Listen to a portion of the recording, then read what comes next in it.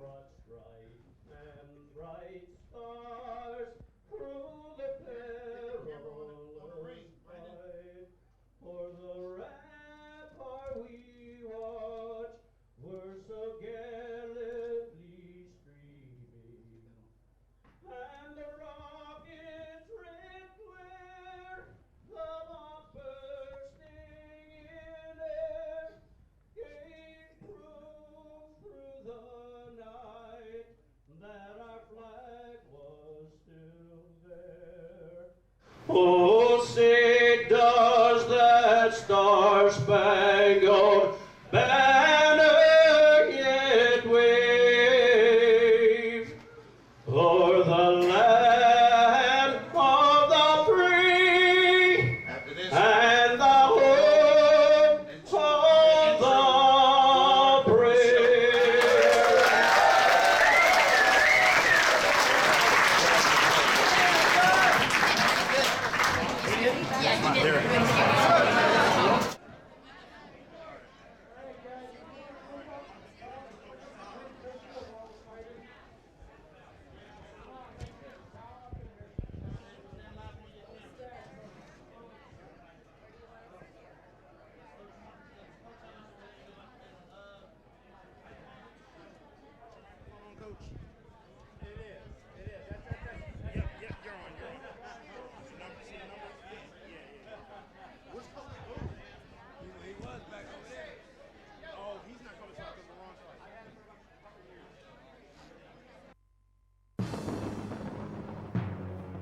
The Roxamore Sports Network starts in 5, 4, 3, 2, 1.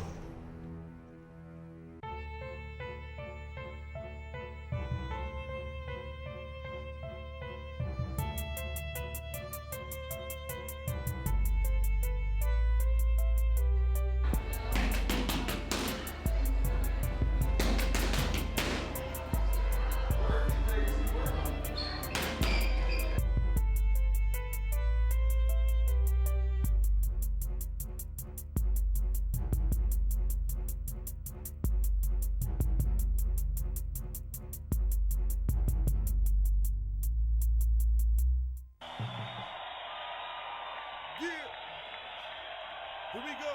Now when it's game time, I'm in my own zone. I'm in my own zone. I'm in my own zone. Now when it's game time, I'm in my own zone. I'm in my own zone. I'm in my own zone. I said game time is go time. Ready for the world premiere, we can call it showtime. Time is ticking down, so we set to go and blow mine.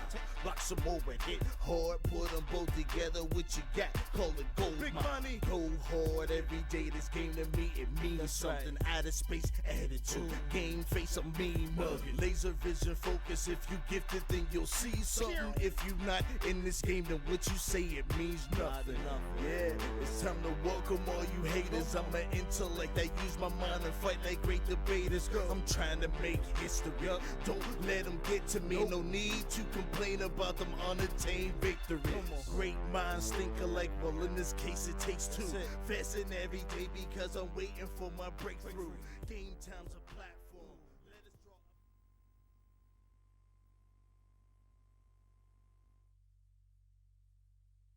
draw. Okay, here we are at another boxing event, bringing it to you live from Roxamore Sports Network. We're out here in the city of Millvale. We're at the Volunteer Fire Department getting ready to do another Golden Glove boxing event. I tell you what, we started out with 11 bouts, but I tell you what, we're down to 10. I tell you, we're going to have 10 good bouts. We even have the opportunity to show you a female fighter tonight that is a two-time Golden Glove champ. She's definitely going to bring excitement. She's the closing bell tonight. She's the main event. Her name is Colleen. I knew her when she started out with Jose, and I tell you what, she stuck with it. She's very well disciplined, and she became a wonderful and very well-seasoned boxer. Now, she had 5 amateur bouts prior to her returning the Golden Glove champ. But I tell you what, she's going to bring some excitement tonight. So I tell you what, stay tuned with that. But as we start this show, we've got the little guys coming out tonight. We have about 7 of the little guys, 8, 9, 10, 11, 12 years old. But they're going to be so exciting because they have been in this gym from day one, training hard, working with the coaches, doing everything the coaches ask them to do. You have some gyms tonight. I'm going to name it for you a few. You have Jack's Gym out of Mount Washington. Jack is a heck of a coach, a retired City of Pittsburgh police officer. He's got Deacon McGee. He's got Deacon McGee fighting tonight, 65-pound bantamweight fighter. And then he's going to be fighting his opponent out of our pro fighter, Stevie Upshur from out of Pittsburgh. Stevie has a guy that's fighting out of his gym, Star Status Boxing. His name is Blaine Donnelly. Blaine and Deacon are going to get it on. They're the first bout of tonight. Then we've got Tyler Jaquay. He's fighting out of Maiden City Boxing. You got a 125-pounder non-tournament bout. He's going to be fighting a guy out of Boards Boxing. Joe Boards' gym is out of Steubenville, Ohio. Joe Boards is an excellent trainer. He's been around for a while, and he's got a little young man fighting tonight by the name of Jack Ketchum. So we're going to get an exciting bout with them two guys tonight. Then after that, we've got an intermediate bout of the 125-pounder. Boy out of Erie Boxing Academy. That coach up there, Drew McNair, he's an outstanding coach. Boy, Drew have trained a lot of guys in his time and some females. He has a female fighter that's fought all the way over in Honduras and back. She's going to be fighting the main event tonight with Colleen Davis from out of Ray Schaefer's Boxing tonight. These are going to be two female fighters that have fought for a while, but they can bang. So, folks, sit back, relax, and watch that. Stick around. Don't get too many drinks from the bar because you might not get a good scene of what they're capable of doing inside that ring. Now, moving right along, we got Angelo Bizarro. Angelo Bizarro, he fights out of Drew McNair's gym out of Erie. Angelo, he's been around for a while, but I tell you something, he's an exciting fighter. When you get a chance to see him, Angelo, he's an aggressive fighter. He doesn't sit back and wait for the fights to come to him. Angelo's one of those fighters, he's going to initiate, start the fight, but he's going to set the tone of the fight. And that's what a lot of fighters don't realize. You've got to set the tone to the fight and have that fighter fight your fight. Do not allow that fighter to dictate to you what you want him to do. You make him do what you want him to do. So he's got a boy out of Ray Schaefer's Boxing named Ryan Dougherty. Now, Ryan, I don't know that much about, but I tell you what, they're the 145-pounders, and it's a semi-final bout for the Golden Gloves, and they're going to be doing pretty good. Once they fight this fight, they're going to be moving on to the next round, which will be the state finals. So they're in it to win it. If they lose, then they're going to have to go home with practice and get ready for next year. But now, right after that there, we've got a 100-pound non-tournament fight with Michael Carmody. He's out of Jack's Boxing Gym. And then he's going to be fighting a gold medal boxer out of gold medal boxing, Nico Province. Now, these two little young guys are only 100 pounds, but I tell you what, again, they were the exciting fighters because these are the guys that are up and coming. These are the guys that like the gym, like to be in the gym, want to stand around the fighters that's been in the gym for a while and learn from the fighters that got the experience. So if you ever seen a lot of guys that just come to the gym and just stand around, don't ever do nothing, these are not them. These guys come to the gym, put the gloves on, and will hit the bag. They want to be busy. They want to be connected to something. They want to be a part of something. Because I tell you what, all that bullying and stuff in the school with these guys at that age, they're learning a craft. They're not going to be bullied. They're not taking it no more. So they're going to stand up and say, hey, I'm not the one. So now we're going to have, after that, we got another Erie Boxing Academy fighter, Anthony Bizarro. He's fighting a boy that he fought before. He's giving this boy a rematch. The boy that he's fighting, LaRon Rockymore, he's from out of Boyce Campus Boxing out of Monroeville, Pennsylvania. And I tell you what, watch LaRon Rockymore. He's going to be an exciting fighter in the days to come. You're going to be hearing that name over and over again because you know why? This boy trains hard. He puts his heart and soul into boxing. He does not care nothing about anything to do with the streets. He wants everything to do with the boxing. So once you see him and you see his craft, you see how excellent he is in terms of boxing. He's dedicated. He's motivated. And I tell you what, he's an awesome guy to watch in that ring because he's going to bring excitement to the game of boxing. Now, in the game of boxing, one of the things that he does so much, he does so many things that he sits back and to show you he's going to be an aggressive fighter. Now, he fought this boy once before. This is going to be exciting to see how this fight goes out and turns out this night. Because you know what? They both know each other. They both have been in each other's corner. They both have fought. So I tell you what, this is what makes it exciting because here it is, they're fighting again. So we're going to see how it goes. And then right after that, it's going to be a 20-minute intermission. And after intermission, I tell you what, we're going to have it starting off. We'll have Sean out of Boards Boxing, out of Joe Boards Boxing. He's an 80-pounder. He's a semi-final bout fighter, meaning that he's got to fight and win tonight to move on to the next level. If he wins it, then fine. But we're going to get ready to start live now because the boxers have come to the ring. So sit back, relax, and boxing with Roxamore Sports Network live, and we're good to go. So you guys just sit back and continue to watch. And as long as you continue to watch, we're done. So folks, thank you very much.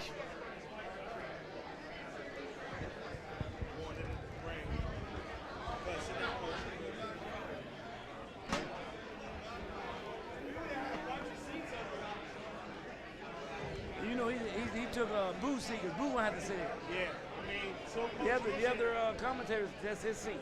you're good. Till we get our commentator, you're good for now. All right. All right. She's gonna get through for the wrong man.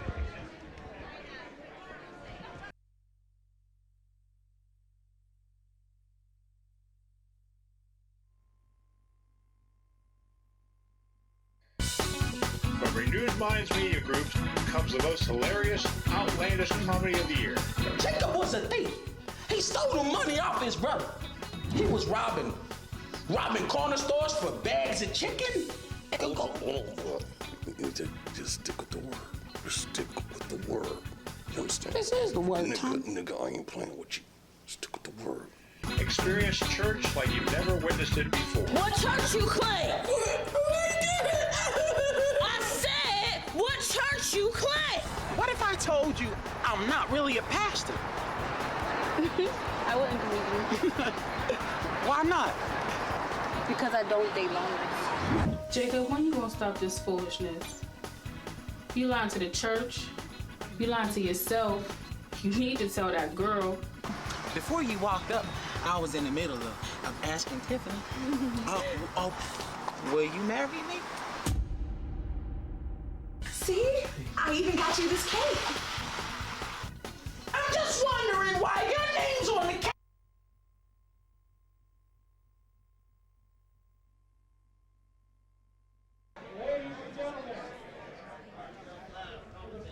Okay. Okay, here we go. We're about to start it off again tonight, bringing it to you live from Millvale. I want to stand.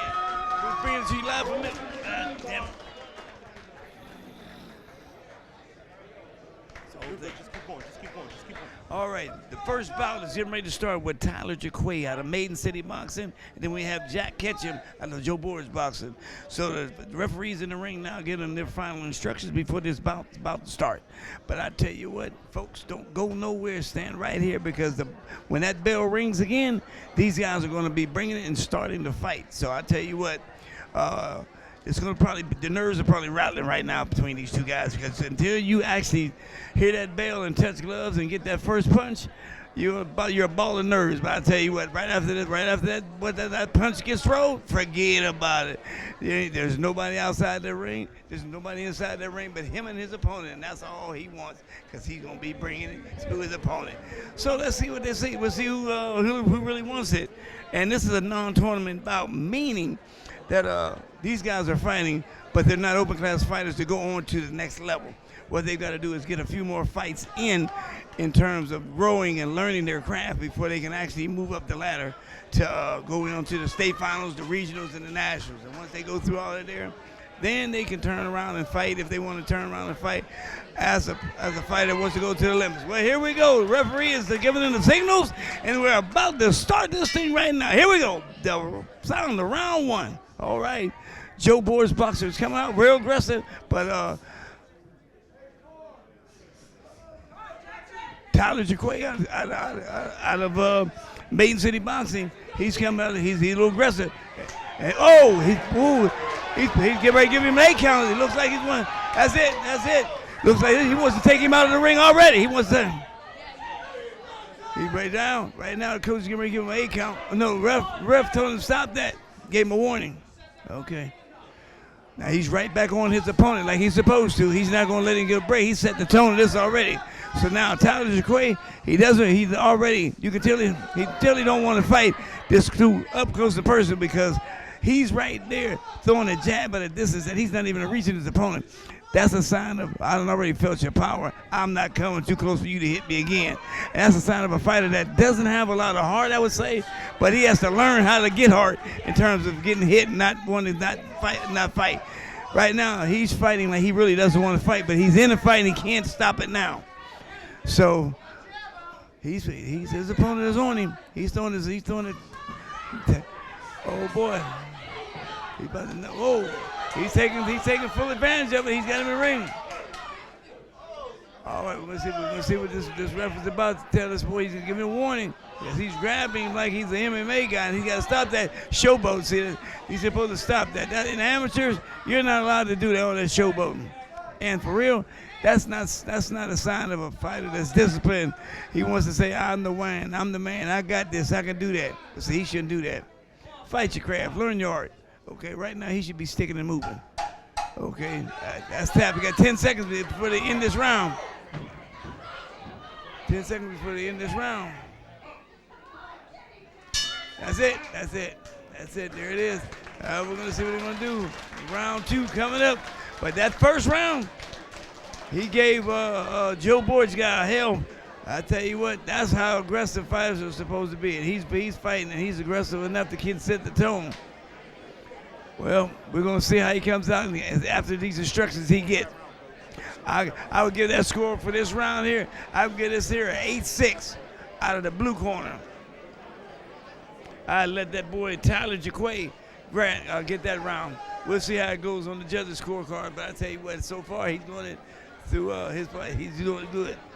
And after that, you got another fighter. He's coming up after this here. It's out of Joe Borg's gym.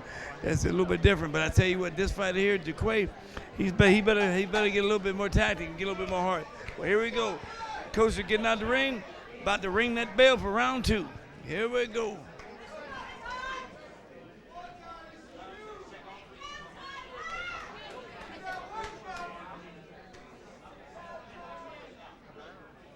All right, here it is, round 2. He's still aggressive. Oh, he's joking.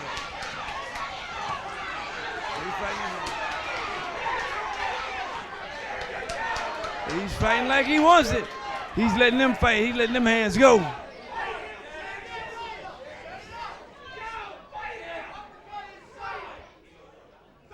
Well, they both have felt each other's power at this point. So now it's about who has the better technique, who has the better skill, and who wants it the best, who wants it the most.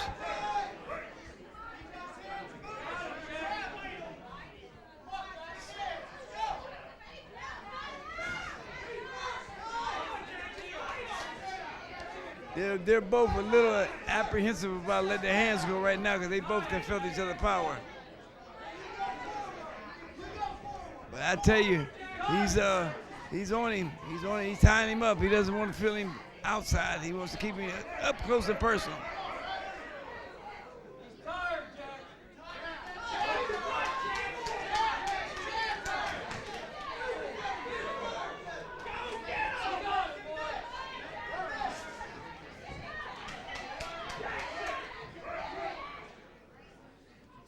I tell you what, this coach, referee's giving them some instructions about that holding, grappling, and Tyler starting to not listen in terms of his coach. Evidently, his instructions, he's let that go out the window because he started to be aggressive when this round started out, but now it's to the point where anything goes. All right, 10 seconds. 10 seconds. He says, oh. He gotta give him fair warning, but he tried to hit him after the back was turned. That's a sign that I'm gonna do whatever I got to do. Well, I tell you what, that was an exciting round. Now, I think I would have to give this to the red corner out of Borg's boxing because he wanted a little bit more. He connected a little bit more. He was a little bit more aggressive, and most of his punches connected. So that's the main thing. We got to see how you definitely do it. So and the thing about it is, he's listening. He's calmed down. He's moving a little bit more the discipline. He's not so much actively rushing himself. Now Now he Go back to the other side. Yeah. He definitely wants it. Joe's got him calm. He's listening. We just got to see how he does this last round because this is going to determine whether or not he wants it bad enough to go to the next level. Never mind. Get ready for it. All right, that's the bell to tapping and get out the ring because here we go for the last round, which is round 3. All right, let's see who wants it the best, who wants it the most. All right, we're gonna see. He's coming out aggressive.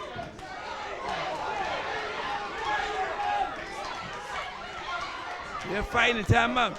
This ref has his hands full. They got to start telling these boys. They start telling them about it. You got to give him some more warning. So apparently, see, he's grabbing and pushing. He's grabbing and pushing. Tyler's grabbing and holding.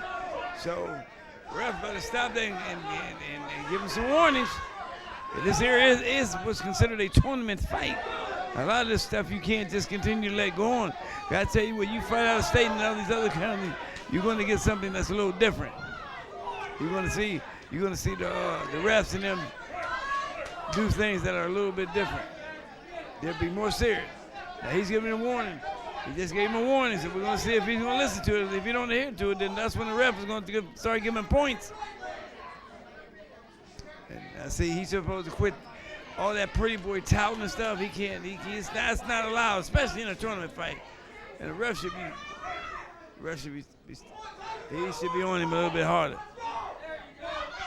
The ref just gave him a warning and told him stop all that grabbing, holding, and pushing, box. But he's connecting.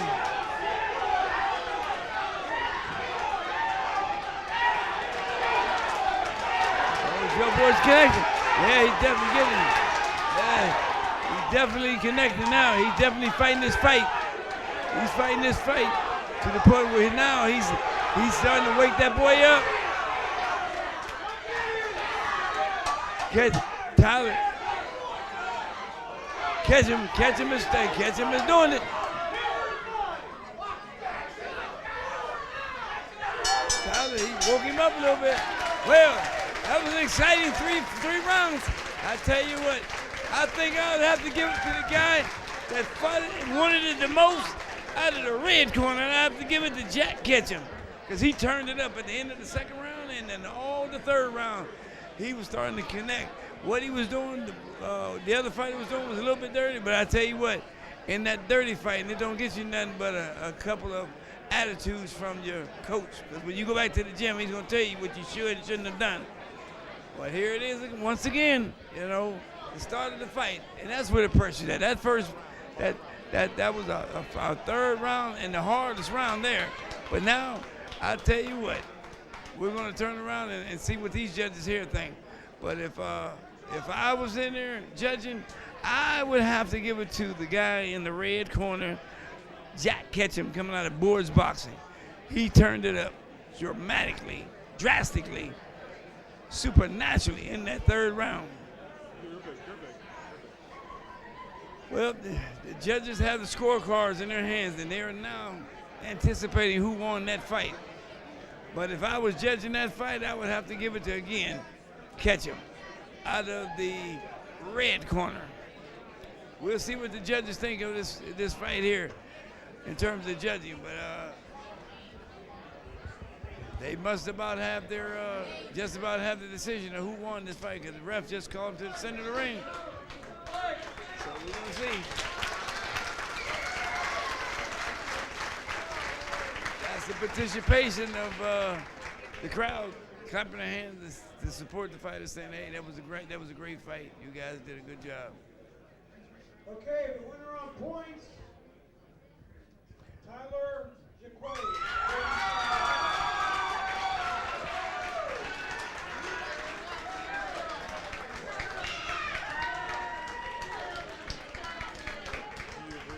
I don't agree with that score, but I tell you what, again, I don't know what the judges were looking at, but they're looking at a lot of aggressive excitement. But I tell you what, you got to score points. And in scoring those points, you got to land points in a certain area of the body. And I tell you, that's where some judges need to actually realize this in judging and scoring these points. Because sometimes you can look at something and hear a noise and swear up and down that was a punch, and that was what he did in terms of winning this fight. Well, you can make a lot of noise, but that don't mean you connected the punch. And that's what sometimes they continue listening to the noise. So once again, we're about to take it up to the second round, second bout. And that next bout we got coming up is Angelo Bazzaro out of Erie Boxing Academy. And we'll wait and see.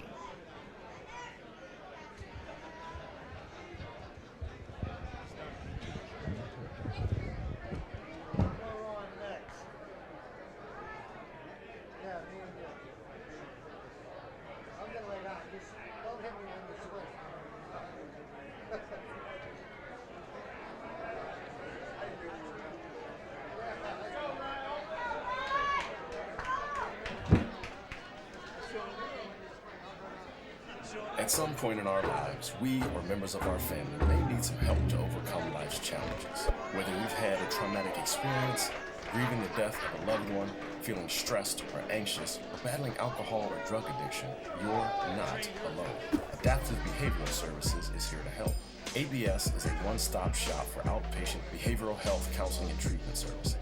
Our drug and alcohol program includes a Suboxone clinic to help those suffering with opioid addiction. And our team of compassionate counselors, doctors, and staff are here for you to give you both the care and guidance you need to live a focused and balanced life, one day at a time. After all, we all need a helping hand at times. So take the first step and contact us today at 412-661-7790 or find us online at www.absjamz.com.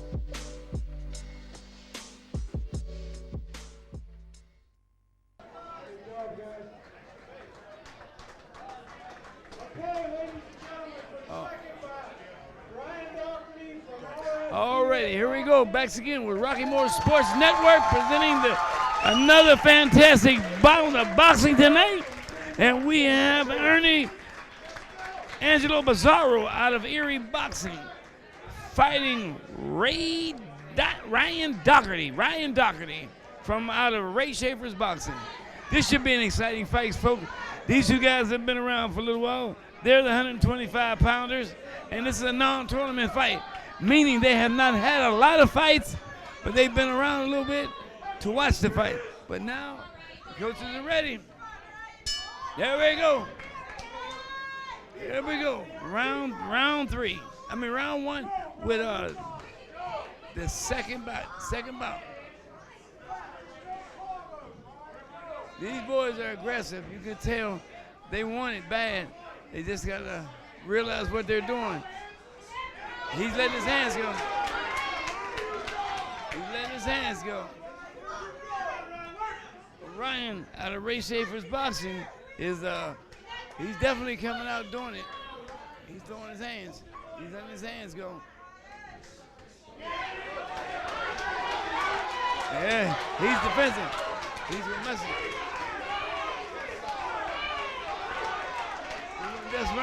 He's gonna give him a defense. He's working his defense. But I tell you what, he's not afraid to let his hands go. Ryan's letting his hands go, but that boy out of Erie Boxing ain't afraid either. He's letting his hands go. He's definitely turning it up. He's turning it up. He wants it.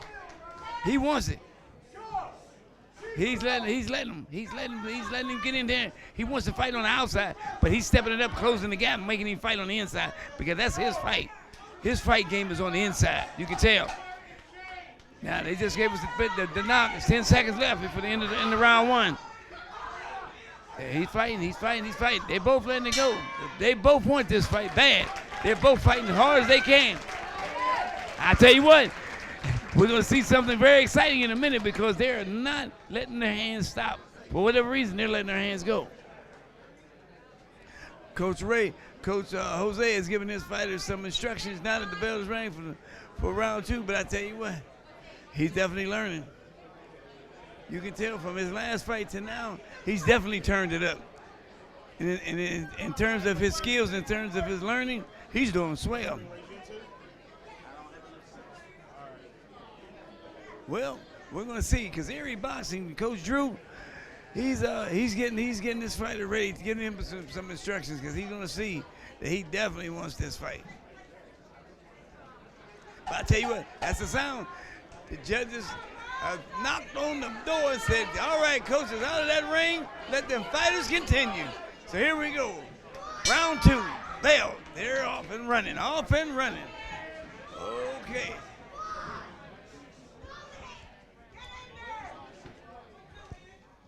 Okay. Ryan's steady throwing. Ryan's aggressive. He let him go.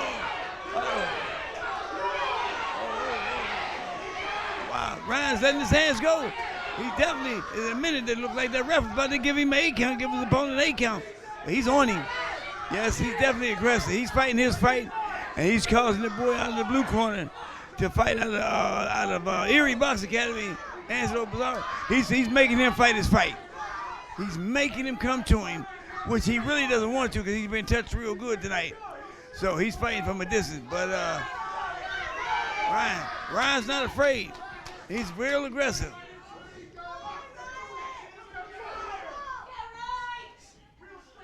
He's standing right there. Yeah, he's aggressive. He's very aggressive.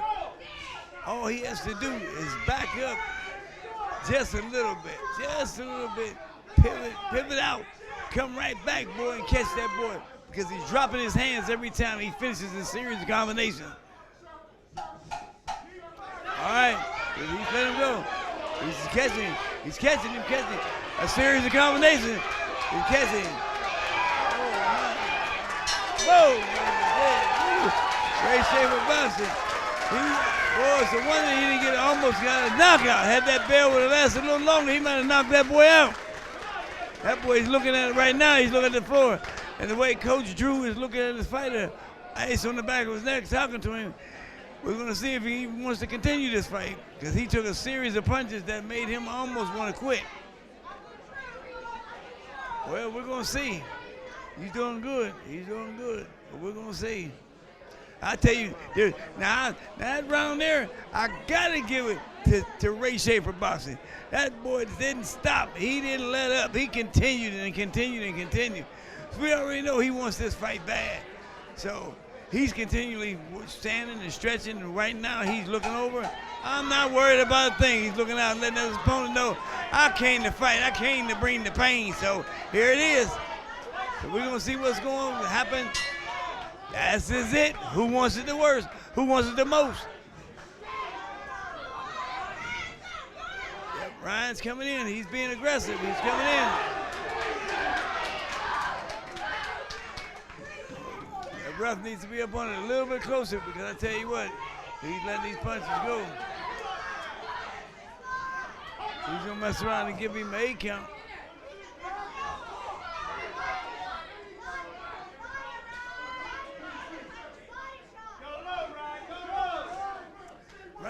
Ryan still.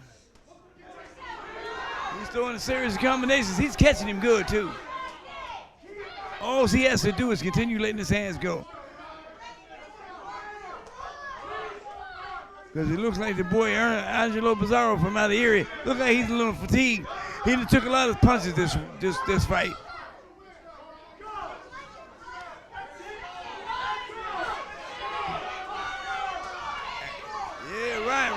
Ryan's catching him.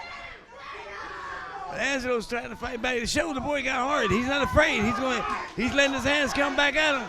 But he's throwing like a windmill. Like he's letting everybody know, okay, I'm here, but I ain't got nothing left. But he's trying. That's it. He's got 10 seconds to try to convince these judges that he wants it and show them enough to win this fight. But I just don't think he had enough to win it.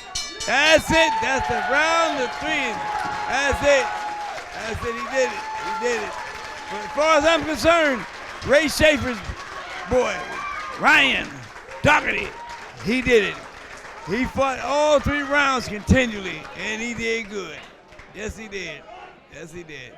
So let's see what the judges think of this here one. But I gave it to the red corner. I give it to Ryan Doherty out of the red corner.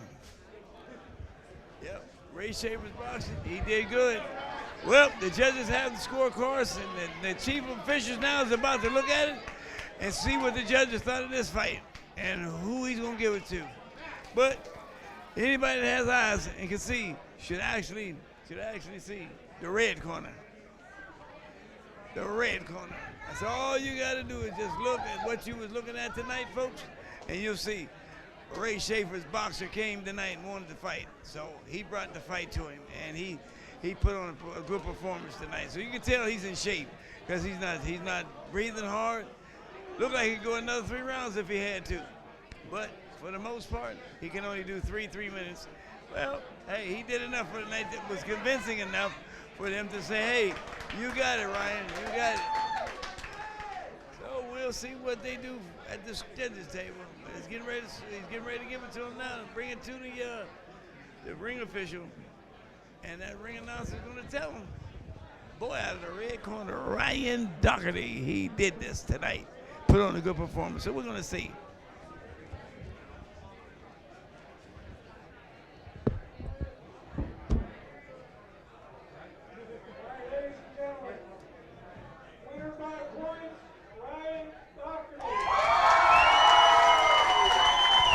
All right, there you have it, folks. Ray Schaefer's boxer, Ryan Doherty, brought the pain tonight. Won a unanimous decision. That's what happens when you train hard, you work hard, put that work in, you're going to get a win. And he got it. So, here we go. Let's see what we got next. We have Isaiah Skinner out of Boards Boxing. He's going to be fighting Jacob Connolly out of Gloria's gym. Gloria is Jimmy Savetic's former wife. Unfortunately, Jimmy has just passed and gone on, but Gloria is still carrying the torch and still moving on. So out of her gym, she has a fighter, Ryan of Jacob Connolly, fighting tonight. So we're going to see. But I tell you what, even though Jimmy's not here, he's here, but it's a lot of excitement tonight.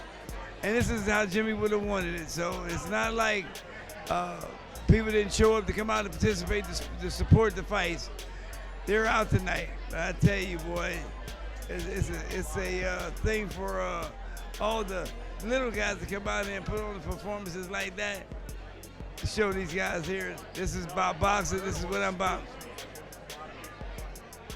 Well, I tell you what, they're doing good. They're doing good. They're showing that this is what they want to do.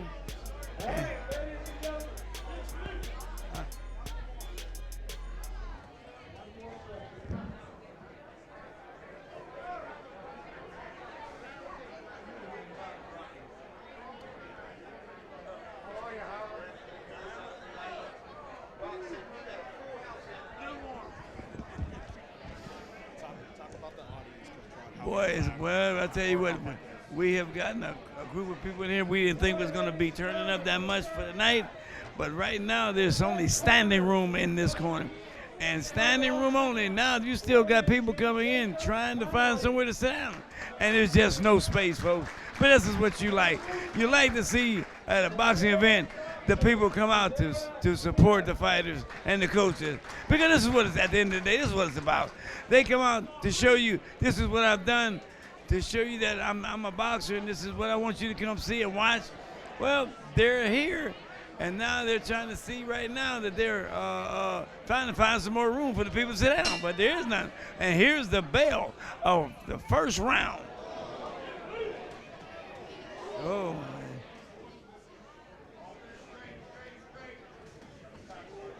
These boys come out fighting today.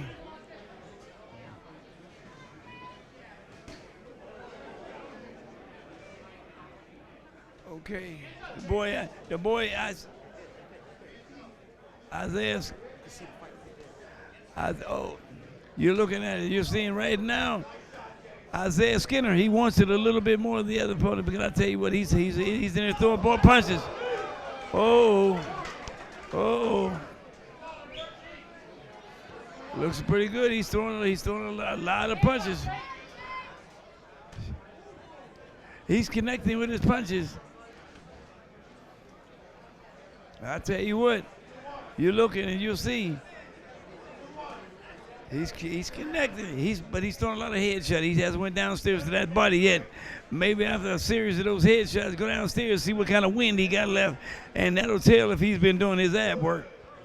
He just knocked his mouthpiece out right there, so.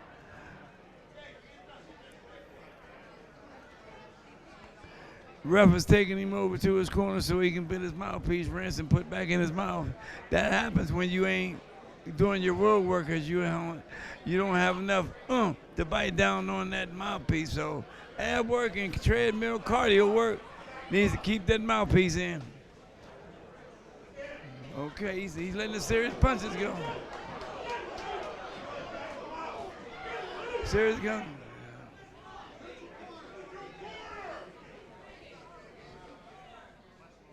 Okay, the ref is giving him an 8 count. Is that a board's boxing?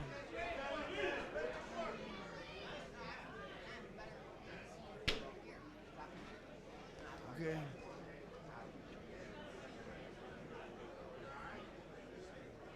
The mouthpiece was just knocked out again. Okay. That's the fighter out of Glorious, young. He got his mouthpiece knocked out once again. All right, they're gonna give it that round there. You got to give it to the blue corner. You got to give it to Isaiah Michael Carmody. I tell you what, he's opening up his mouth too much. He's not biting down on that mouthpiece.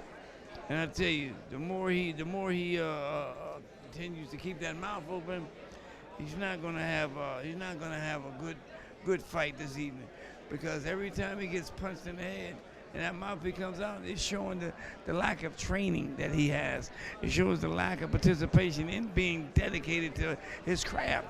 And if he continues to do it like that, eventually he's gonna wind up getting hurt. So he's got to continue to learn to keep his mouth closed and bite down on that mouthpiece. So the final judges have gotten, he's getting the last of his instructions. Now the bell's getting ready to ring for them to do round 2. Here they go. Let's see. Okay.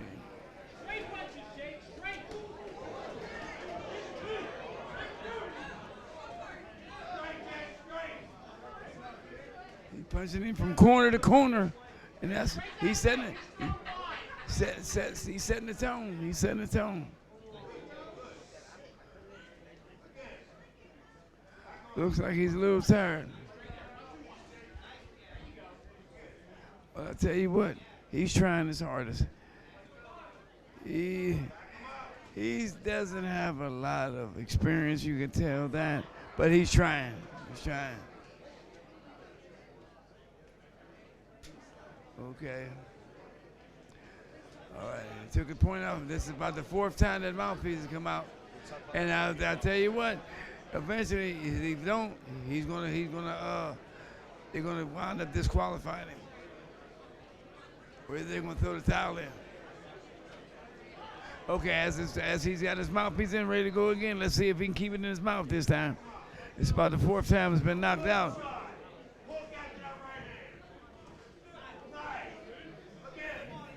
He's trying.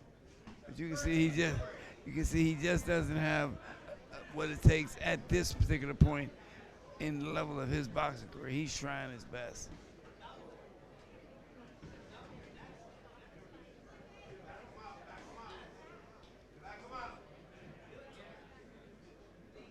Well, he's been around for a little while, so we're going to see if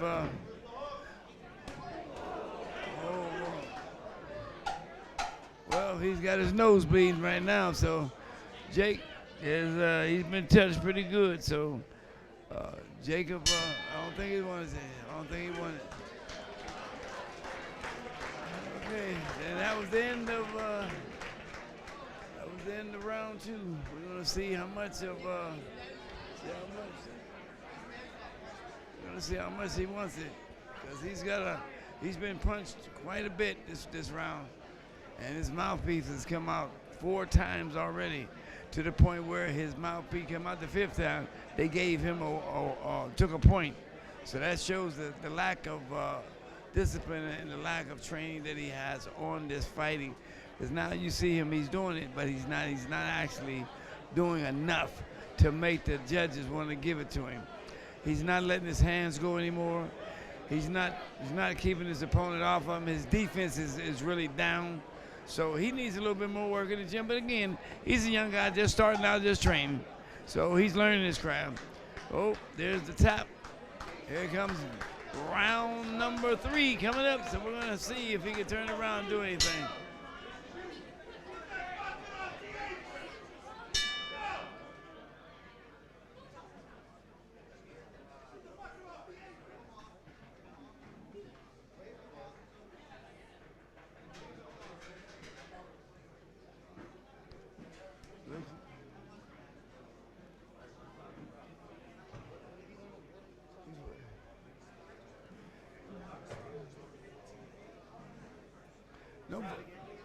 Well, it looks like they waved him off for a reason, to see the doctor. So we're going to see what the doctor may be stopping this fight. Okay.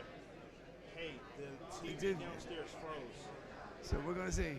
The doctor's looking at him now. And he may let it continue, he may not let it continue. We're waiting to get the sound back from the doctor, see if he's going to let the fight continue. It may be stopped, folks. It may be stopped. Yep, I think the doctor's going to stop this fight. Yep. Fight has been stopped by the doctor. So, he did the best he could. He fought, but he fights again. He lives to fight another day.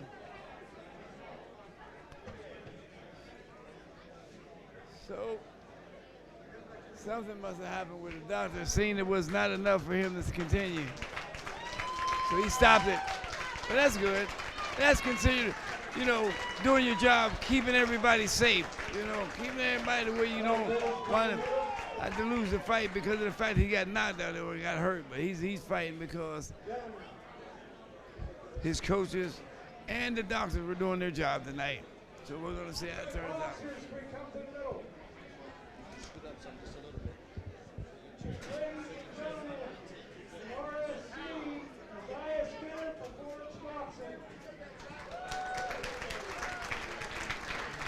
Alrighty, well, here we go. Boris Boxing won because the doctor stopped the fight.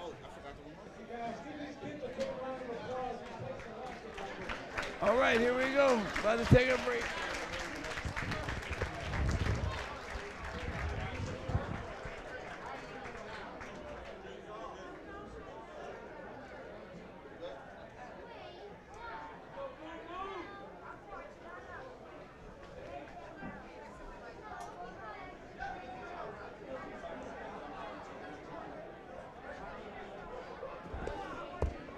Okay, here we go. Get ready to do it. The next fight is going to be. We got to clear the corner, folks.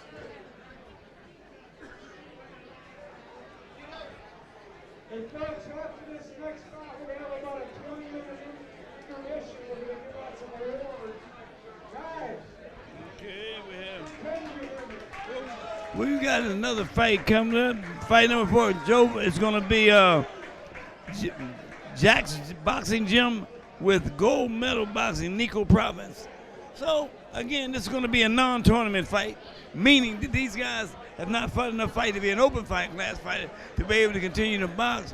So we're going to see if these guys will be ready to do what they got to do to continue boxing to the next level. The next level will cause them to continue to be able to fight and go up the ladder to be able to be an open class fighter to another fighter.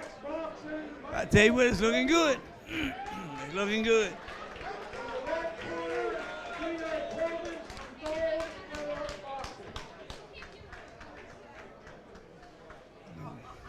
And here we go. All righty, we get ready to start it. You're out of it. Coach is out the ring. Now we get ready to start the bout. Okay, we got Mike Carmody out of Jack's Boxing and Nico Providence out of Gold Medal Boxing.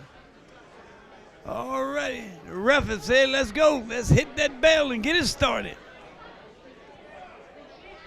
All right.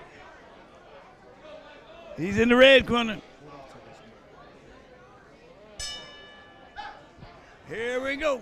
Here we go. Well, boy, the blue corner come out aggressive. Okay, he come out saying, well, let's go. I'm gonna let my hands go. He said, I'm gonna make you fight my fight. And that's what it is.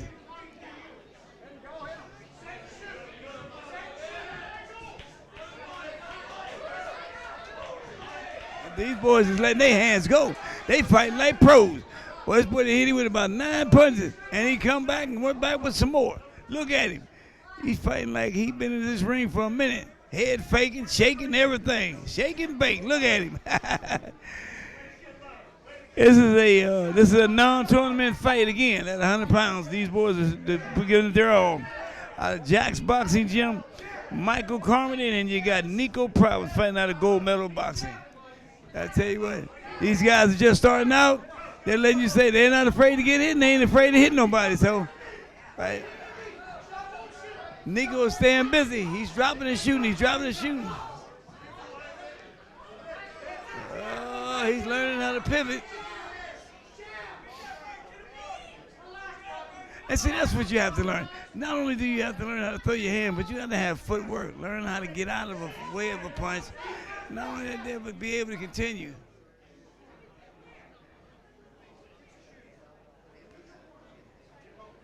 But I tell you what, you got these guys that are coming in there at this age, and they're learning at this age, and they're learning how to stay in shape because they're starting out at a good age where they can condition their bodies.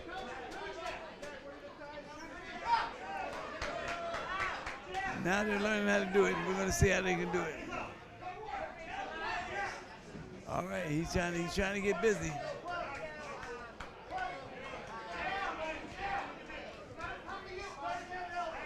Well, they're doing with everything that they can do. He's turning it up. All right, that's the tap to let them know. The bell's about to ring to let them know that we're going to take a break and get some more further instructions. All right, that's it. Here we go. He's getting good instructions. We're going to see. Nico Providence, he's fighting like he really has the instructions and he got in the gym, bringing it out in the fight tonight. So there you go. You know, when you bring out to the fight what you learned in the gym, preparing for a fight. And these guys have to learn as they're preparing for their fights, they have to condition their bodies. And they're conditioning their bodies every day by showing up, doing the work that the coach tells them to do. And in those fights, when you see a fighter that's continuing to throw their hands in the air, that means their cardio is up. You're moving to the left, moving to the right. They have good footwork because they've been training to work. You learn how to move your feet, you learn how to throw your hands, you're conditioning your body, you're able to do what you need to do. So, one good thing about it, it's coming together. And here we go, round 2 coming up.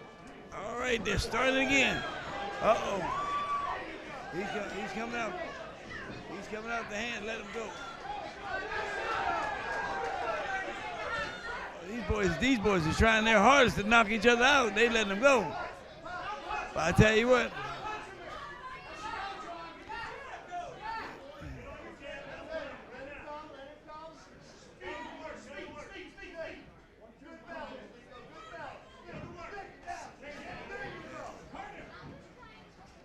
These little young boys are actually throwing their hands like professional fighters.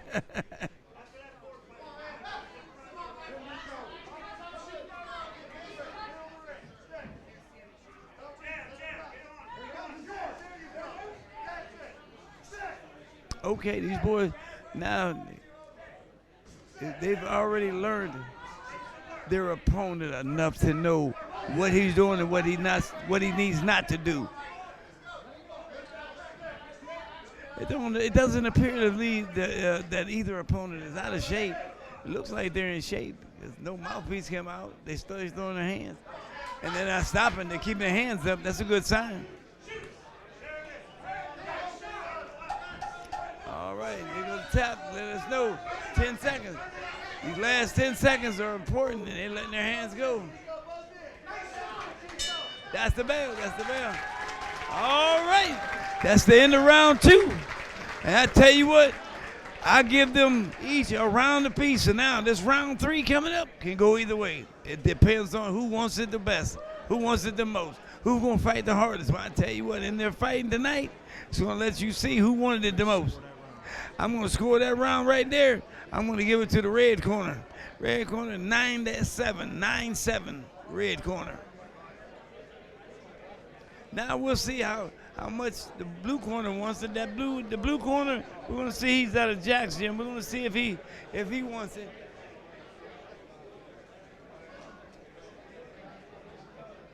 But I tell you what, the only thing they got to do is just keep listening to their coaches. Their coach is not going to stay around. Well, here's the tap.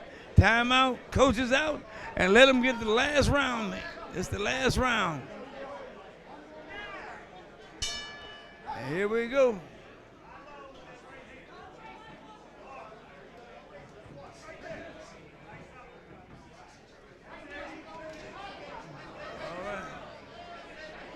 They both throwing like they want to knock each other out, boy. They said, okay, I know this is the last round, so I got to show up and improve.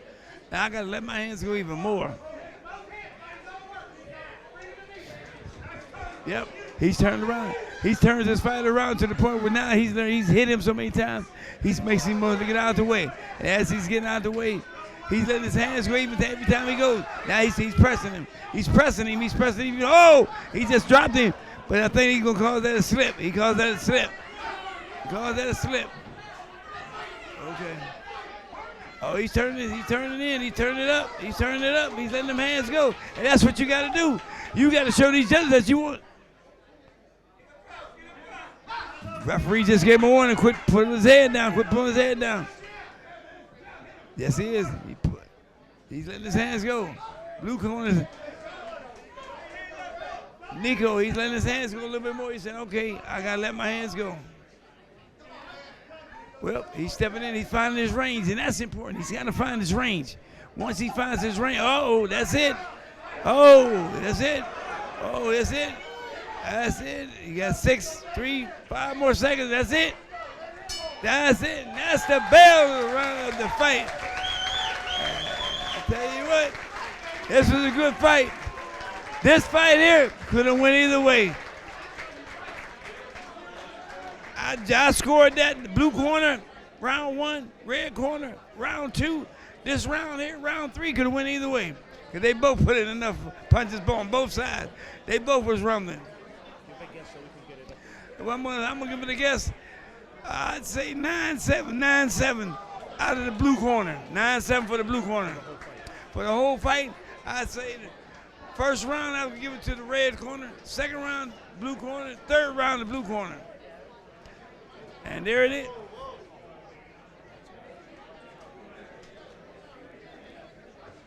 We're gonna see how the judges scored it. See if this is. Hey guys, before we get started with the outcome, do not use any flash photography on that side. You're ruining the video that they work so hard to get ready here.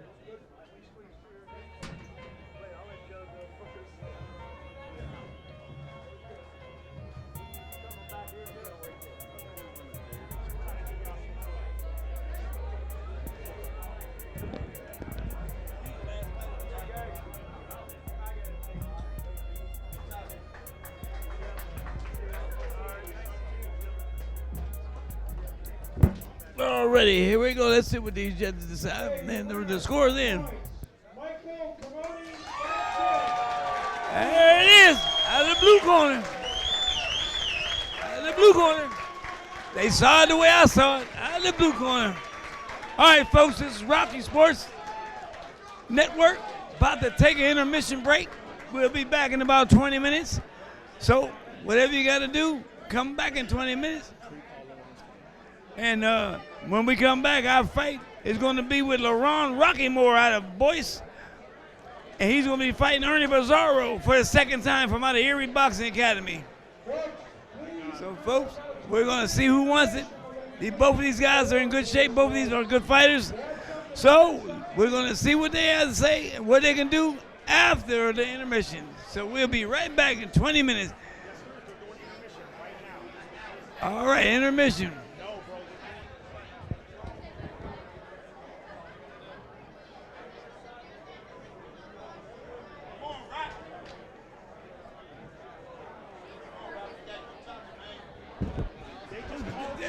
They just called intermission.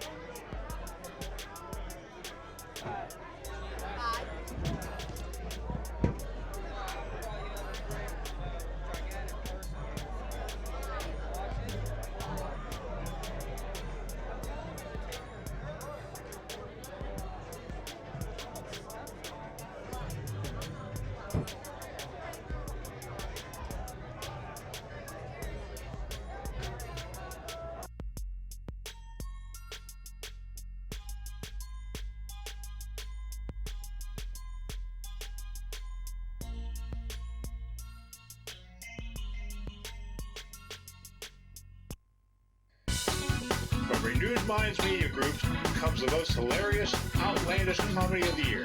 Jacob was a thief. He stole the money off his brother. He was robbing corner stores for bags of chicken. Just stick with the word. Just stick with the word. You understand? This is the word, Tom. Nigga, I ain't playing with you. Stick with the word. Experience church like you've never witnessed it before. What church you claim? I said, what church you claim? What if I told you I'm not really a pastor? I wouldn't believe you. Why not? Because I don't date loners. Jacob, when you gonna stop this foolishness? You lying to the church. You lying to yourself. You need to tell that girl. Before you walked up, I was in the middle of asking Tiffany, will you marry me? See? I even got you this cake. I'm just wondering why your name's on the cake too, Tiffany. Oh, well, Thank you. there was so much space, I just thought they should. Thank you. Are you ready to sing? Are you ready to dance? And most of all, are you ready to laugh your butt off? It's about what time you talking about? All this time you wanted to fight with the Lord, so now it's time to fight. Like,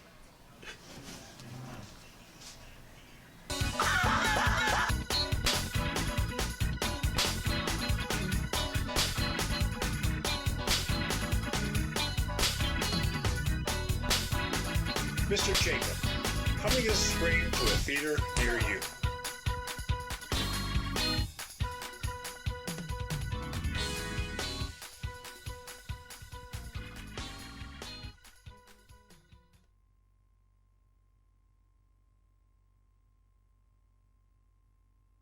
Let's talk about this. We're going to look at it. I'm going to give you an update of how these first 4 fights went. That first fight, I tell you what, it was a little slow. Boys were nervous. They came out a little nervous, but I tell you what, they fought a good fight.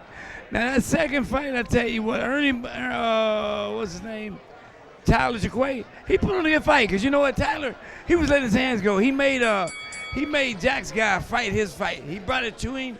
He learned how to use that ring. He showed good ringmanship. His defense was good. He wasn't getting caught with a lot of punches, but he was letting a lot of punches go, but he was missing a lot too as well.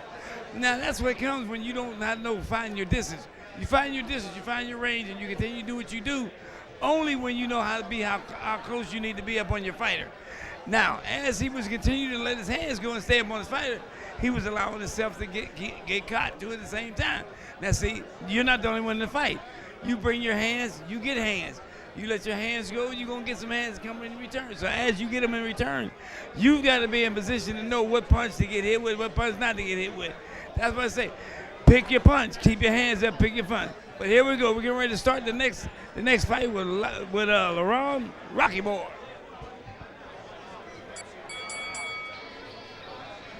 Hi, welcome to Fit for Boxing Club.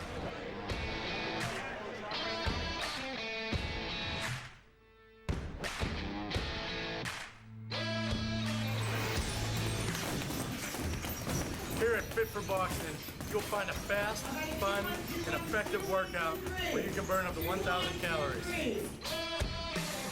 Come try a free class at Fit for Boxing, where beginners are always welcome. It's fun for the whole family, people of all ages. Old or young, it doesn't matter. In addition to our trainer-led workouts, we also offer private lessons, community, fundraiser, and team building events for local companies and more. Hi, my name's Mary. I've been a member at Fit for Boxing for a little over a year now. If you need to get a good workout in, come to Fit for Boxing, and Rich and his staff will take care of each and every one of you. Fit for Boxing Club is located in Hampton Township, just outside of the city of Pittsburgh on William Flynn Highway. Come learn how to box and have fun. Call Fit for Boxing Club at 412-213-3584 or visit our website at www.fit4boxingclub.com.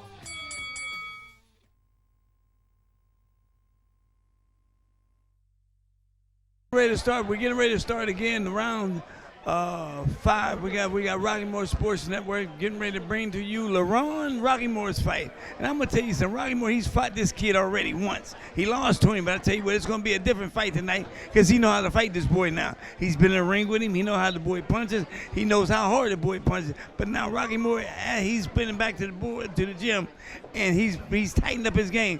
Because again, once you have been in there with an opponent, you already know how he fights. You know what he's susceptible to do. You know what he can do and what he can't do. So when he brings it to you, he knows whether or not you're going to be in firing distance or not in firing distance. But LaRon, he's a heck of a aggressive fighter. So now he's going to be a different fight tonight because he's seen how that boy.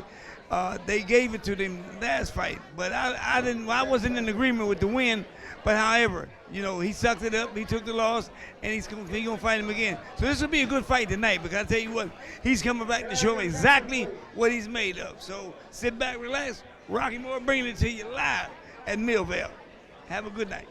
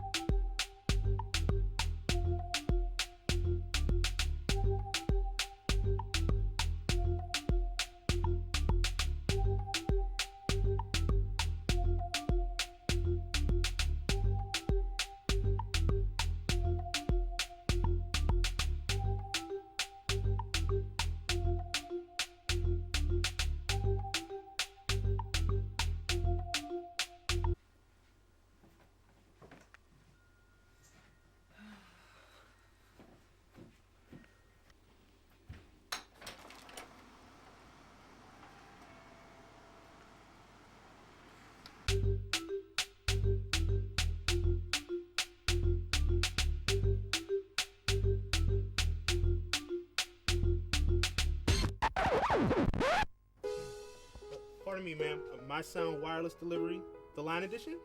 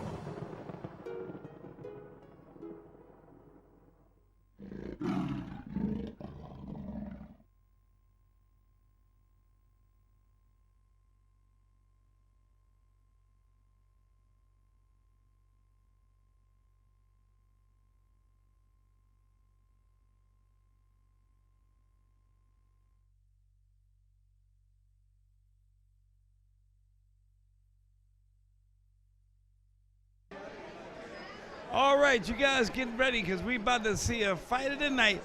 He's not the main event, but he should have been because he's getting ready to fight a guy he's fought before once. He didn't beat the guy. They gave him a loss in that first fight, but this is going to be an exciting fight. We're going to see if he's went back into the coach's library and got some notes from his coach to see what he needs to do to capitalize on a victory tonight. I'm going to continue to let you know that it's going to be an exciting fight. Both of these fighters, they don't care. I'm here. You want to fight me then? You got to win. You fight me now, you're going to get the L. So we're going to see what you can do. Because Roxamore is going to be an exciting fighter.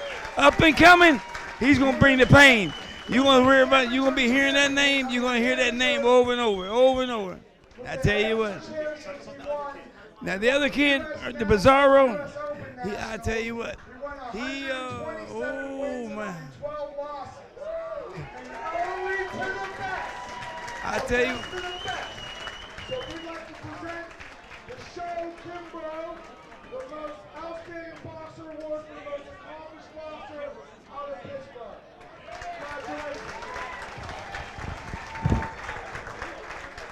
How you guys doing? I'm glad to see that so many people came out to support our young youth, and I want to wish all the fighters, all the fighters that have a great job, either good or bad. The win or the loss, as long as you learn something and keep moving forward, and good luck to y'all future.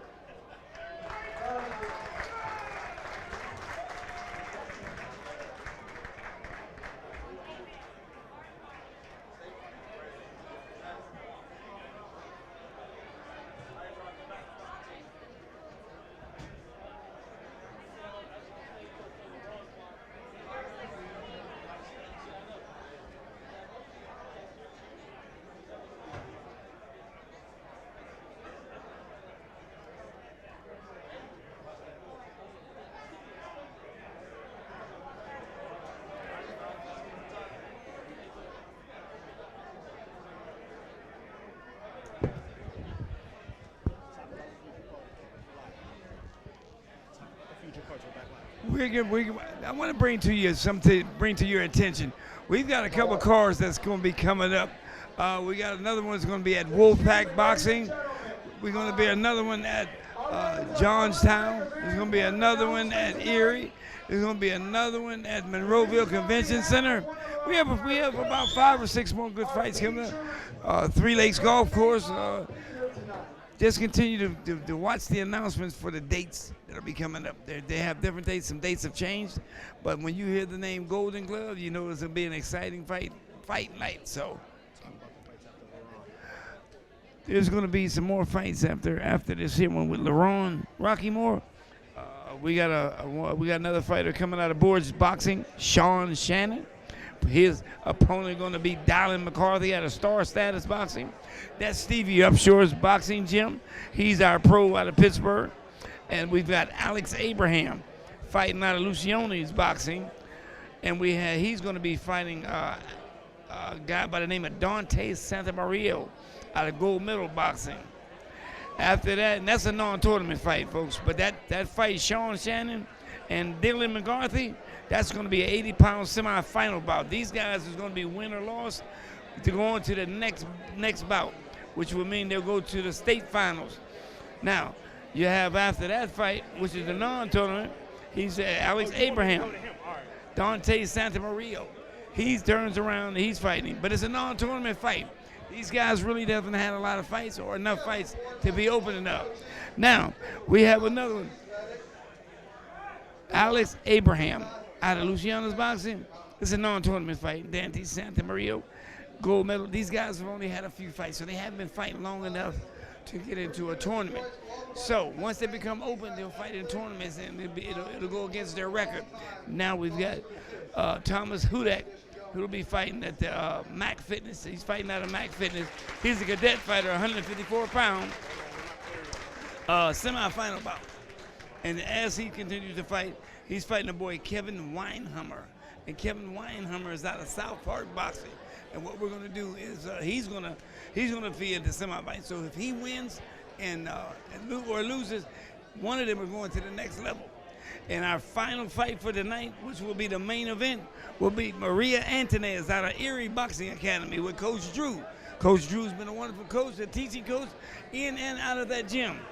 And she's going to be fighting a tough opponent for a non-tournament with Colleen Davis. Colleen Davis is a Golden Glove champ, two-time Golden Glove champ. She's fought numerous bouts as an amateur, and she just, I think, is going to be her last fight as an amateur. She may be turning because she's fighting in all kinds of tournaments. And once she finishes the tournament, she's going to continue to probably stay in boxing, either coaching or either trying to find out some kind of way to be connected to the gym. But now we're getting ready to get these guys.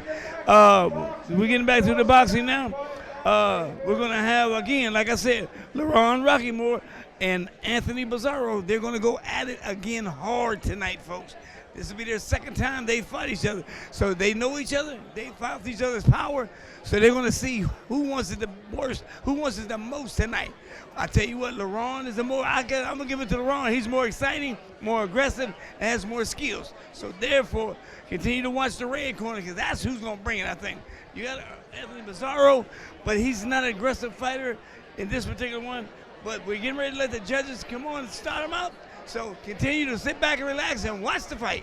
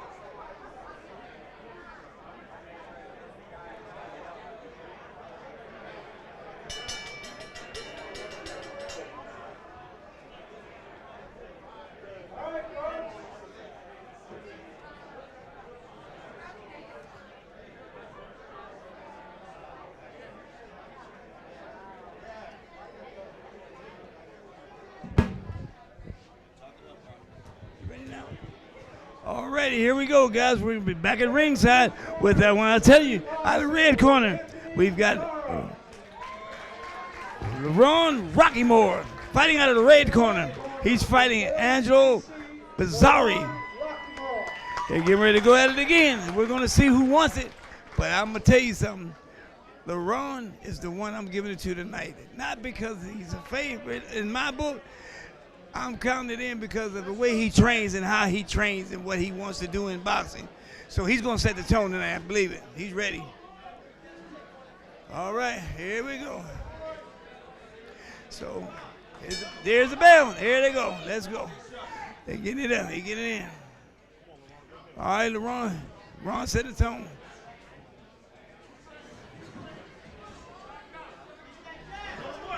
All right. He just caught the wrong one over. All right, they get tied up. They're tied up. All right, now.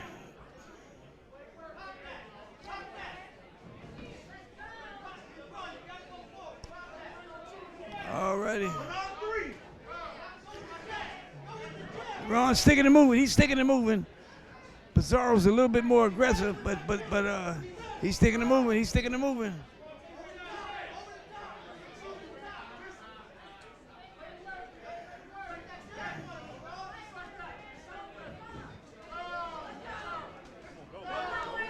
LeBron's trying to find his range. He's trying to find his tone. He's trying to set his tone. Hey, he's catching him. He's just got him with a hook. LeBron's starting to feel his opponent out a little bit more. Anthony keeps backing up.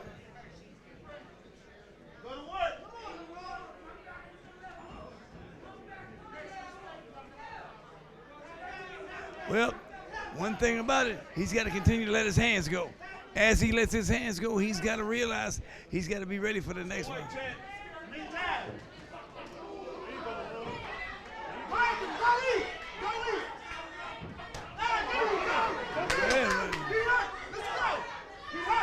He right there. He just hurt him just now. That left hook. Right there, right there, right there. Right there. Yes, sir.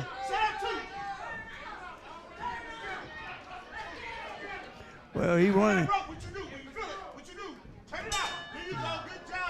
That's a good fight. I told you to watch it. He turned that thing up on him, baby. That's a good fight there. Good round there. He's letting his hands go. That's what he's got to do. That's what he's got to do. He's got to let him go. And LeBron, that round, I gave it to LeBron, 9-8, 9-8, out of the red corner. Well, one thing about it, these two fighters both know each other because they've already been in a war. So LeBron right now, he's setting the tone because he already knows what he needs to do in this fight to win. So this is going to be an interesting second round because Pizarro already felt what he needed to feel to let him know that LeBron ain't playing tonight. LeBron came to put work in, and he's putting that work in from the door. All right? That's the tic-tac button to let him know it's about to pop off again. Coach is out the ring. Here we go, round two. This is round two.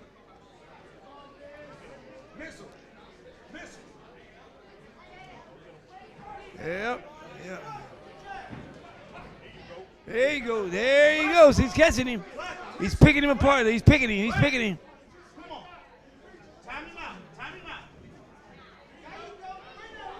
Yeah, he's trying to see. He's trying to see. Come on. Here you go. Believe in it. Believe in it. Here you go. Come on. What he's doing now is setting. He's making the opponent fight his fight.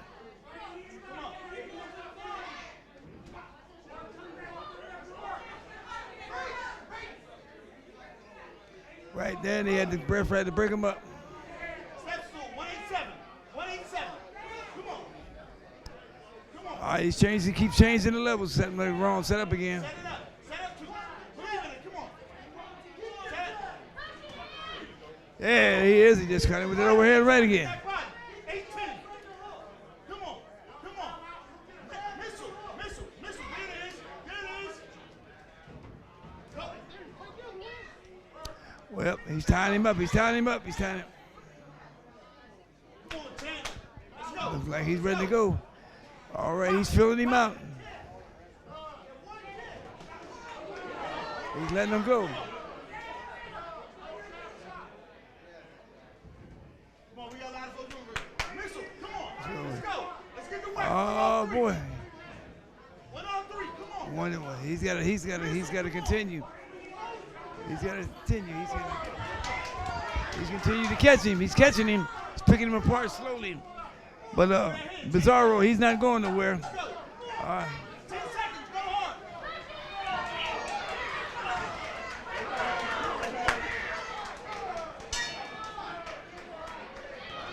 All right. All right. What's happening is he's letting him go. So we're going to see exactly what he's going to do.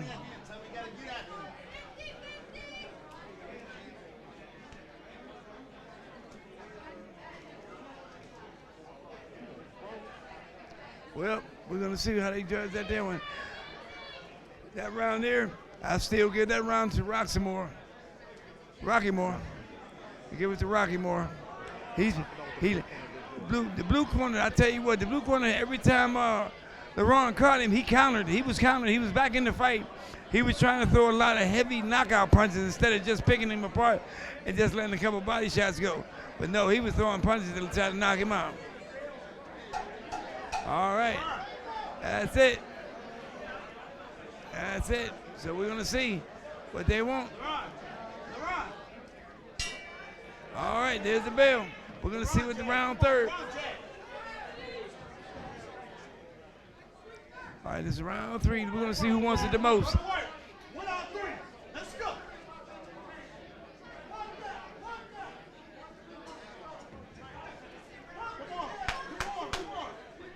Well, they both know each other's style of fighting.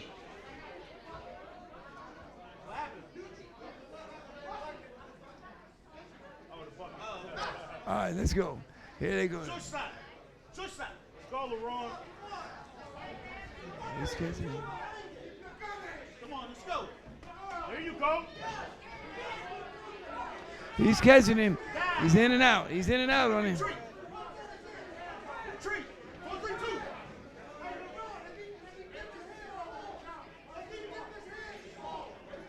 He's catching him. He's really actually a little bit hesitant on this, but they both got a little respect for each other. Hey, you guys get that back. Get it back. Let's go. Let's go. Let's go. Missile. Right there. Come on. There it is. He's letting his hands go. He's countering. LeRon's countering good. Yeah, he's got him. He's got him. He had him on the ropes. He just countered and got back out in the center of the ring where he's setting it back up.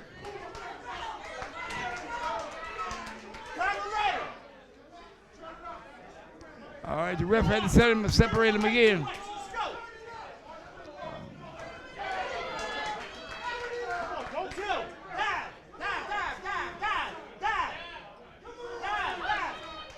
Well, Anthony.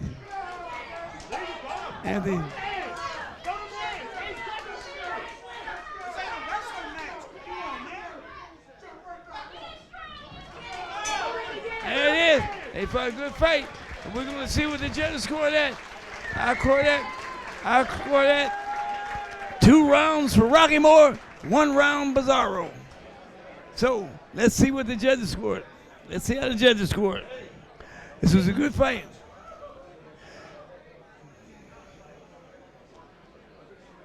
We're going to see how the judges see it. I see it 9-8, 9-8 for the red corner, 8-9 for the blue corner. It's 1 round for the blue corner, 2 rounds for the red. We're going to see how they see it, but I got it winning out of the red corner. Roxamore, he put up a good fight. His offense was good. His defense was real good. He didn't get hit with a lot. He got caught with a couple, but I'm telling you, Anthony Bizarro, he turned around and caught him with a couple good shots. They might call it for the blue corner, though, because seemed like you got to actually almost knock the Erie Boxing Gym out in order to get a win. But I'm giving it to the red corner. 2-1. 2-1 red. I'm saying he gave up a little bit too much. 2-1. He gave up a little bit too much.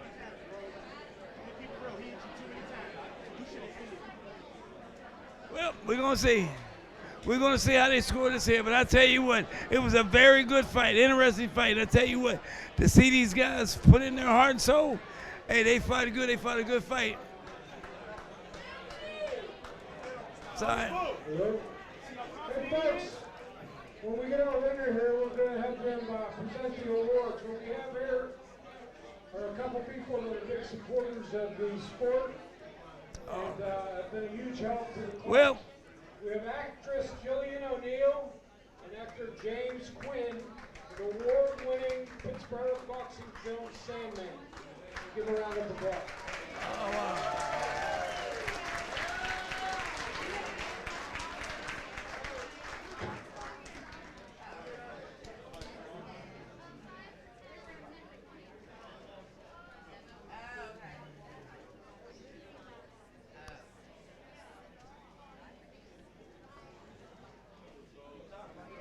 Well, Here we are. They're taking pictures in the ring now. The fighters have greeted each other. They recognize by points. We're going to see who the winner is.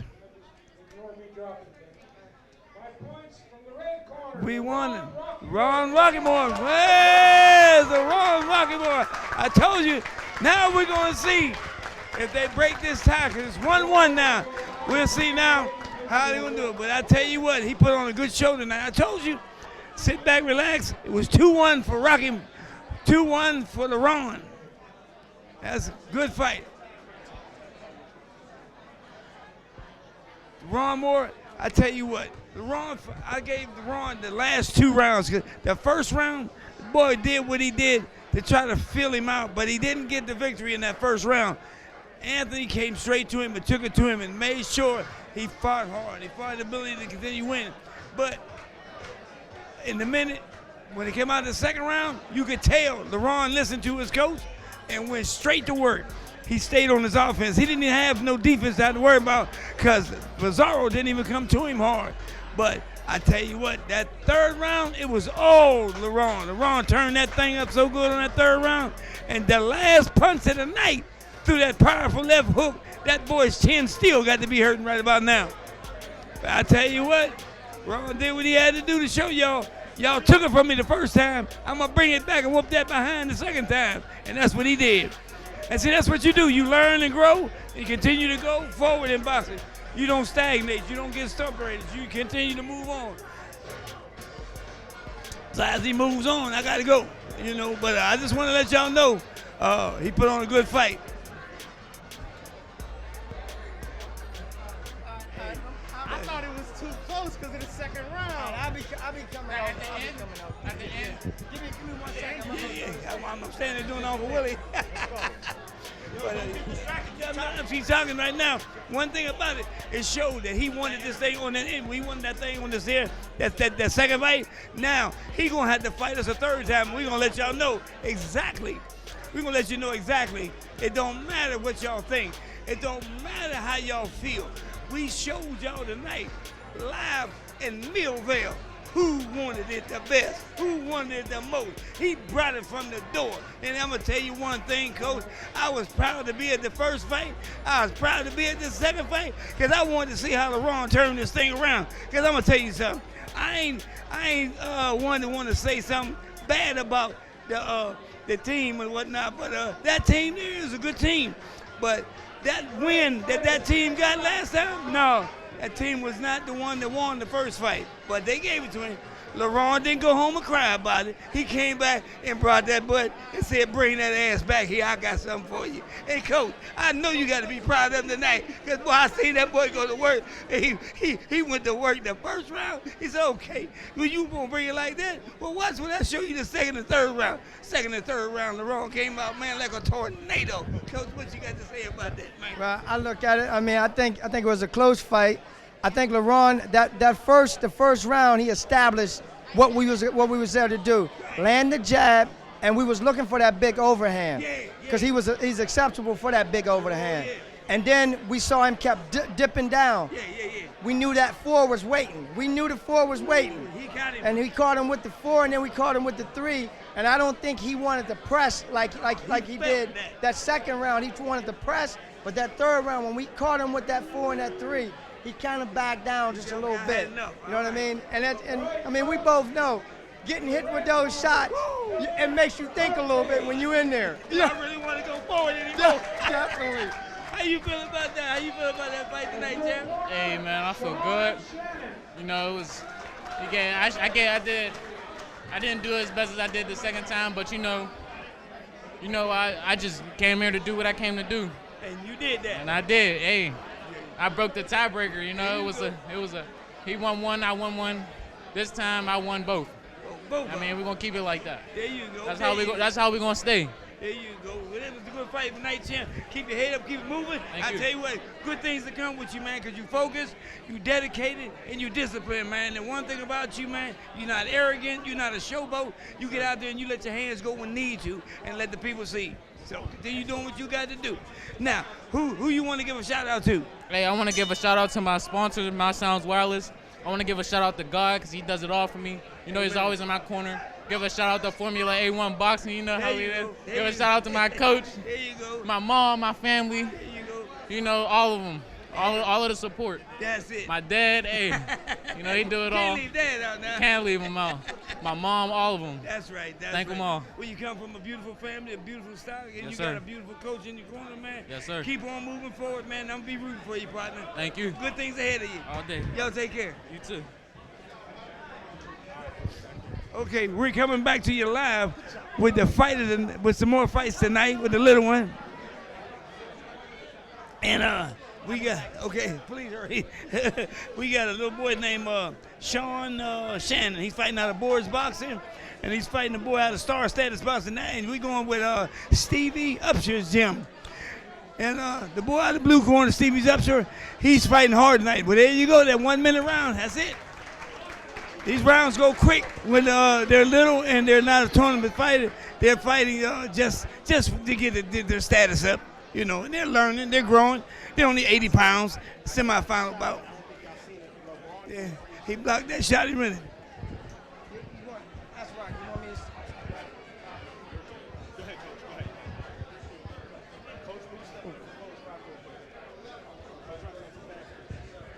Hello? Okay, this is Coach Boo. I'm just stepping in for the Coach Rock here. This fight right here is a great fight. First round was pretty close.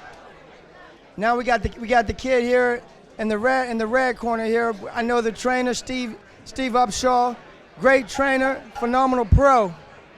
And guys, I know he's gonna have his fighter turn it up this round. So here we go on the start of the second round here. The bell is sound. Here we go.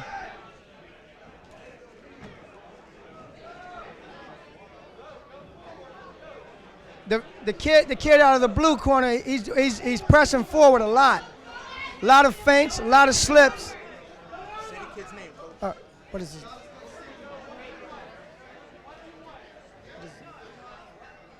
What's his name? Sean. Is this Sean?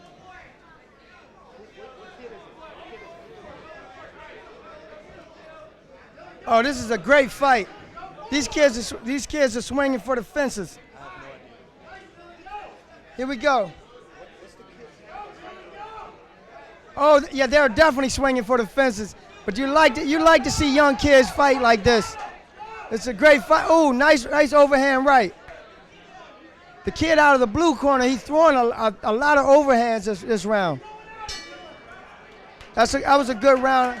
I think that was a good round for the blue corner there. He was pressing forward, and he was landing a lot of overhands. Yeah, this is a great fight, and I love seeing young kids like this today, doing something positive, really, you know what I mean, really stepping up, really just getting out there.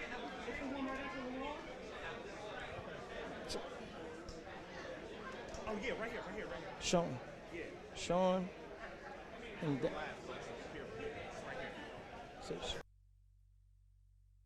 And him. Dalen.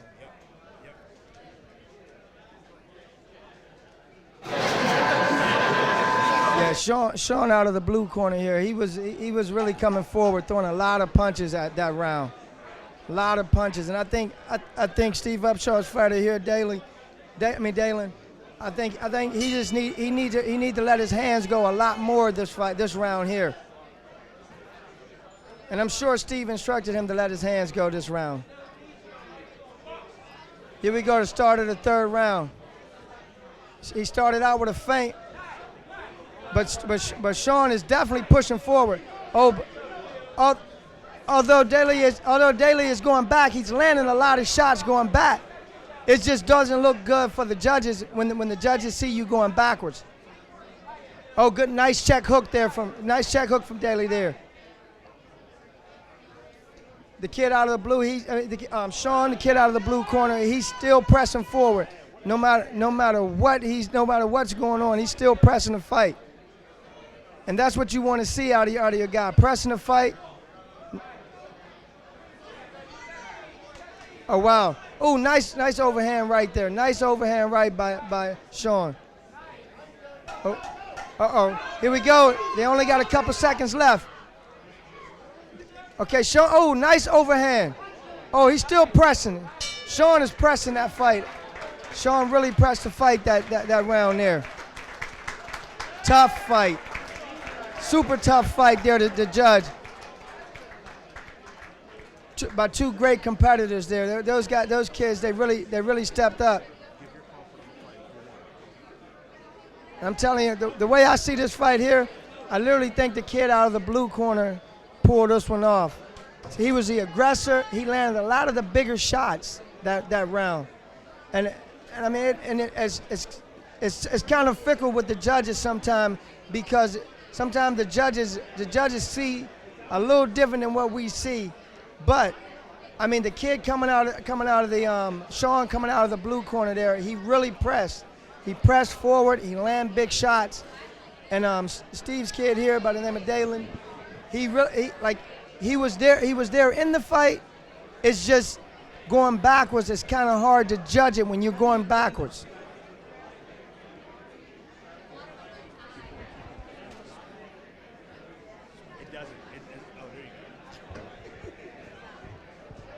Here we go. The judges has made their decisions. They're handing in their cards right now.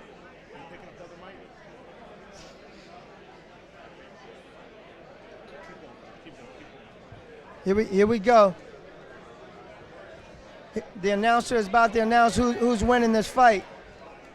And like I said, I literally think Sean pulled it off, but it was tough. It was a very tough fight. Look like they're taking a while. They're taking a while to really tally up the scorecards here. Which it was a tough fight to score. It really was a tough fight to score, because it all depends on what you're really looking at.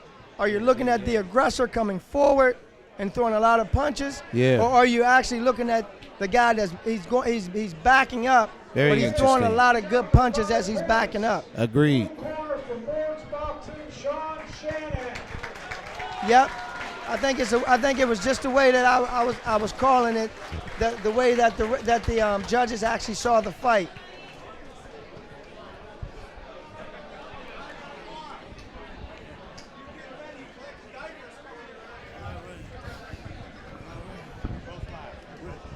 Well, looks like we're getting ready to have another exciting fight, Coach. And looks like we ready to bring up out of Luciano boxing, Jim Alex Abraham, who I know nothing about. I don't know if you know anything about him. And Dante Santamararo out of Gold Medal. That's Teddy's gym. So we're going to see this is the 152-pound non-tournament fight. So they're just going to get a little bit more experience, a few more fights under their belt before they can actually get some losers and wins on their book. But tonight it won't be counted other than just an exhibition. And definitely, and just looking at these guys, I'm like you, Coach. I really don't know the kid out of the blue corner there. I mean, Alex here. I really doesn't know him, but I saw him in the back. Warming up. He looked like he's a tough kid. It looked like, to me, I think this fight is actually the kid out of the blue is going to throw a lot of punches. Okay. So Ted's guy here, I think, you know Ted as well as I do. Yes, sir. He's going to have his guys ready. Oh yeah, definitely. And one of the good things about Teddy, he's going to make sure that you listen to him from round to round. One of the things that I've always watched him at the gym when he trains the fighters, he said, listen, when we get to the fight, I need you to block out the crowd, block out your friends and family, and listen to me, because I'm the one that's going to get you through 1 and 2 and 3 in that ring. You're right. And I'm telling you, man, Teddy's a great coach. He's a great coach. He's a great guy. Well, I tell you what, Teddy has a way with the kids in and out of the gym, and he does a lot of stuff out of pocket, out of his own pocket, and he gets an opportunity to go in and out of Pittsburgh. He doesn't just stay here in Pittsburgh. I've seen Teddy in Florida. I've seen him in North Carolina. I've seen him in Atlanta. I've seen him in Ohio. I've seen Teddy in New York and in Detroit. I've seen Teddy all over with this boxing. Like I've been and you have been, we've been around. So guys around our age that have continued to stay around boxing, Pittsburgh has been on the map, but just ain't growing like other states. Yes. See, and just like I was saying, see how this kid's coming out? I told you. Aggressive. I saw him warming up. He's gonna be aggressive. He's super aggressive. He's not afraid to get hit. Definitely not afraid to get hit. And like they used to tell us when we was boxing, say, hey, you got to bring that to get that. Definitely. Yeah. So you got to bring it to get it, huh? And if you get in that fire, somebody gonna get burnt. Oh, One or the definitely. other. Yeah.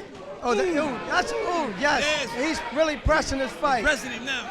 That was a good left that he landed. Oh, damn! That one got him. If the ropes wouldn't have been there, he'd have been off the side on the floor. The rope saved him.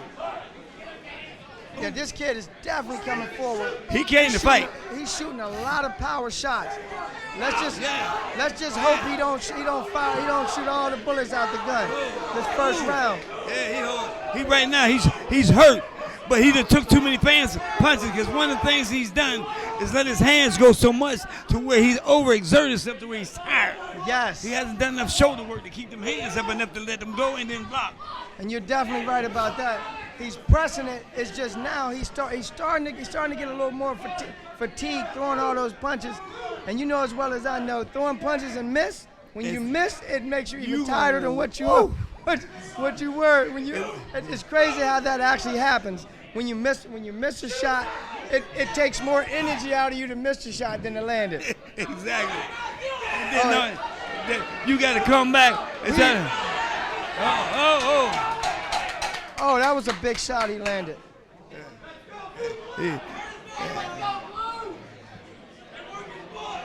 I think that might have been a low blow. It was a low blow.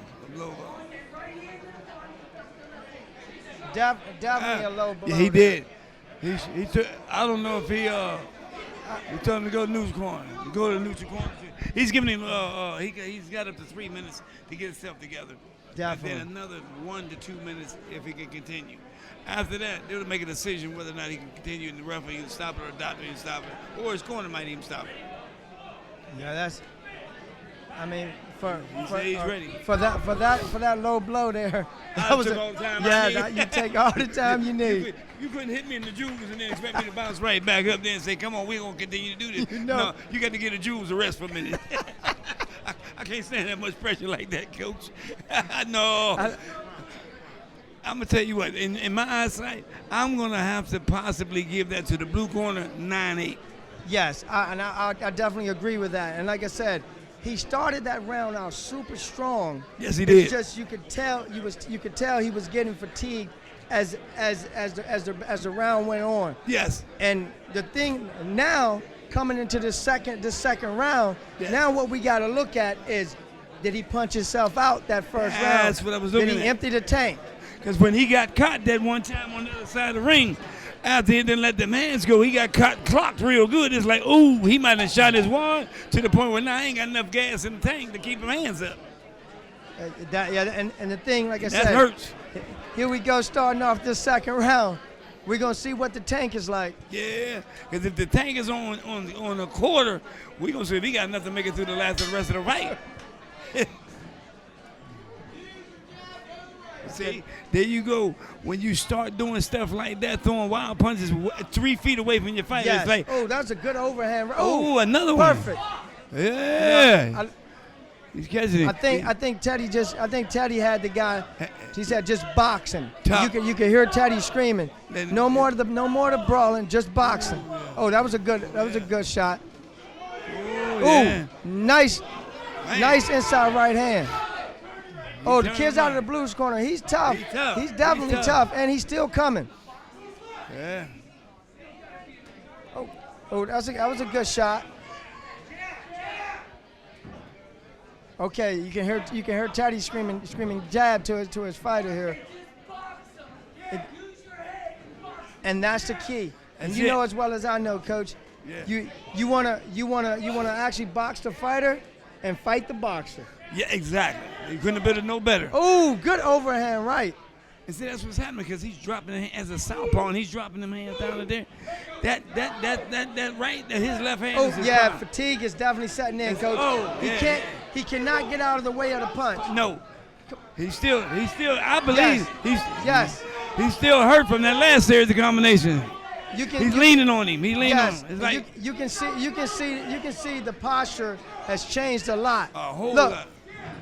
he's leaning.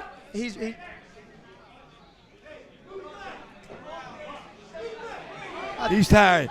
He's yeah. already. He's pushing his jab. Yeah. The jab is no longer a snapping jab. No, and he's hugging it. Oh, he took a nice right hand as well. But he's still fighting. He's still punching. Like you said. He's still fighting. He's hard and he's aggressive. Oh, yes. Man. Good, nice shot there. Good hard punch. Yeah. Wow. That was a tough round. That was an awesome round.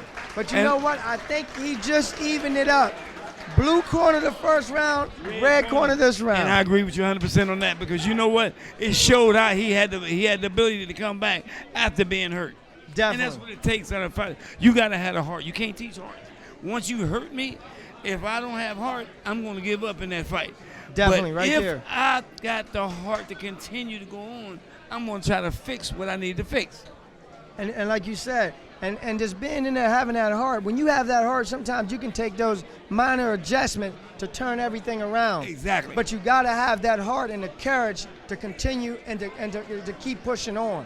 And along with that, too, Coach, you got to have the mindset to believe in yourself. Yes. Don't give up on yourself. Definitely. Well, it's 10 seconds to go. It's the sound of the round to bell of round 3. And we're going to see who wants it the most. Red look like he wants it. Man, come on, let's get it. Oh, I got something I want to give you. I think Teddy gave him those instructions to actually. And two, the blue corner over there. I've actually said, just looking at his face, his nose has been continually bleeding. So I'm sure his coach over there. But I saw him wiping up a lot of the blood out of his face. I mean, the kid comes out of the corner fired. He's fine, but he's taking a lot of punches within that fire. Yes. Right there. He's taking a lot of unnecessary punches. Lot of punches. Now see, that's a sign right there. My arms is tired. Again, look at the nose. Oh. He's taking a lot of shots. He's leading in with his head as well. Yes. He figured if I lean in, I can get in closer, but you giving me a target. Yes, with that lean there, he's definitely acceptable for that uppercut. Oh, and if he get a good uppercut from the right position, man, his lights out. Definitely. He's definitely, I will say, he's throwing a lot of punches. He can take a punch. You see, he can take a punch. His punch is not just letting go. Here, I'm going to get one. I'm going to take one. I'm going to get one. I'll take two. But I'm coming back. At the end of the night, I'm not walking away. I'm going to be right back. Oh, definitely.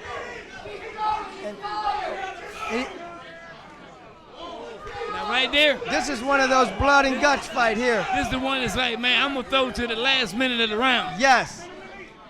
Great fight. Ooh, nice overhand right. He's catching him good. And he keep letting him. He's coming. He's going like that. That's it. He ain't got nothing left in the tank. Nothing left in the tank. Oh, wow. You can see all that's gas. He ain't got it.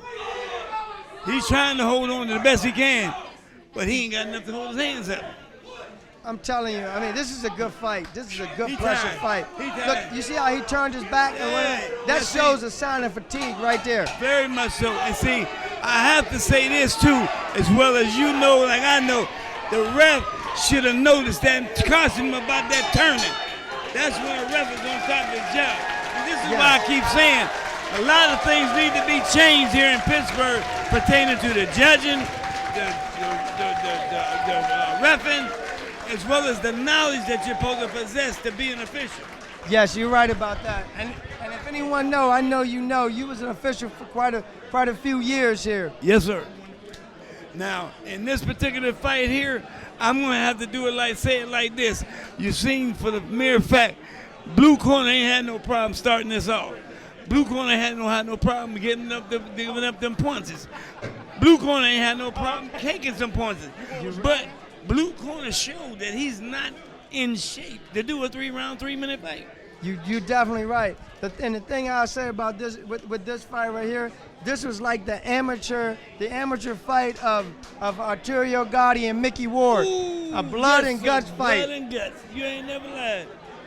And it's set for a very entertaining fight as well. Now, you can always tell. I'm gonna give it 9-8 out of the red corner. And I will agree with that. And the reason why I would agree, he landed a lot of the cleaner shots. That's what I was capitalizing on. And like I said, when you're landing those shots clean like that, yes, it makes it the judges see that clearly. If you're just winging shots, the judges is looking at that and they're thinking, wow, this kid, he's throwing a lot of shots, but he's winging everything, and we like everything isn't as clear and as crisp as it should be. Exactly. And now that these guys got to realize that you have got to train harder to be in condition to do 3 minutes of throwing and receiving. And one of the things that they got to understand is that you can throw these punches all night long, but are you throwing them properly? Are you connecting properly? And then in your connecting, are you... Andre J. Clark, he is a supporter. Well, we're going to see how they judge it. Booster for the supporter here, and he's going to present the medals today. On points, the blue corner from Louisiana Boxing. Whoa! That was a tough. In actuality, that was a tough fight to score. No. Oh, no. Hey, Teddy. Wow. I want to interview you guys.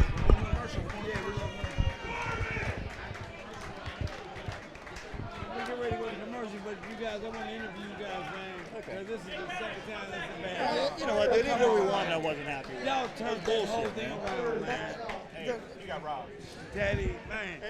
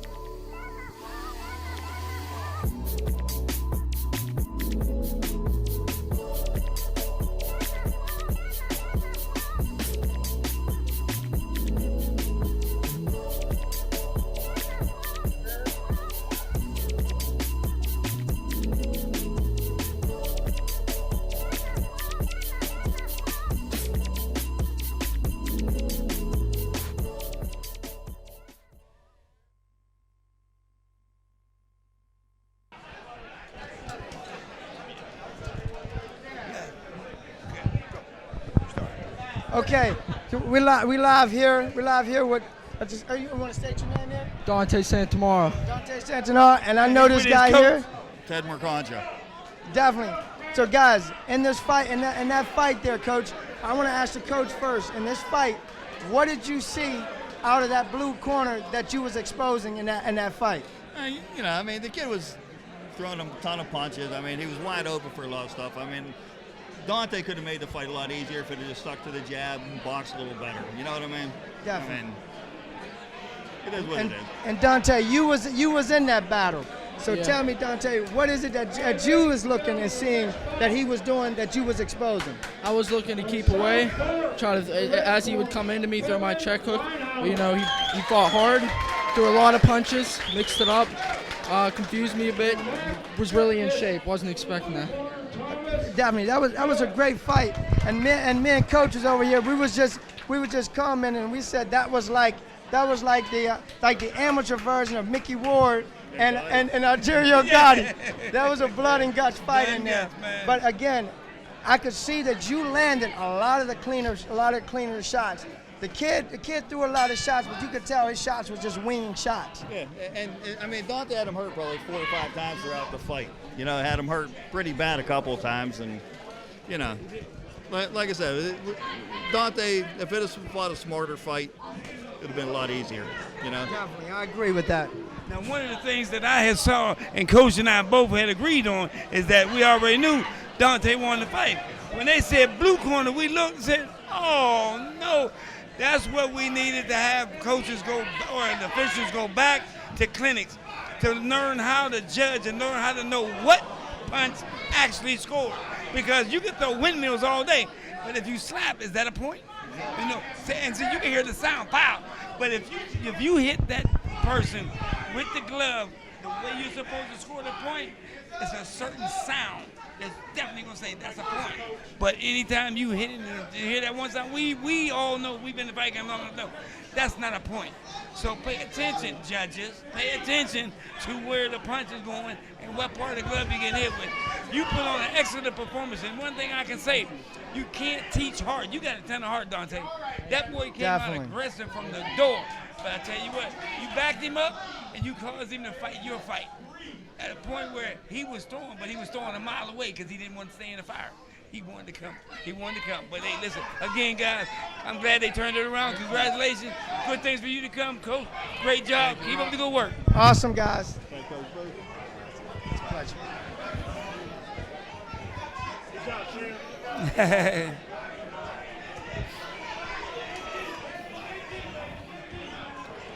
Oh, man, give him an 8 count, man. He make him get punished, man. That's called punishment, man. Come on, man. You got to stop that. Oh my God. See, this is what I'm saying. This is where you cause a fighter to get hurt because you don't know when to stop and give an 8 count. You know, you don't just let him keep punching in the head. That's where concussions come in at that you don't even know you got until a certain habit. Your speech starts getting slurred, or you can't recognize, or you say something, you forget what you was getting ready to say. And that's this here fight here, this round here. What you think, Coach? I'm gonna give it to the blue corner right now, and I'm telling you, the refs need to definitely take a look at the red corner, because the way his head was snapping back after those shots, that's what I'm talking. They called that. They just set the fight down. And I'm gonna be honest with you. And I'm gonna be honest with you. I'm not upset with that. No, with that, not at all. That stoppage. One of the things is about you got to understand, you are protecting the fighter as well. I can't get his attention. Steve Upshaw.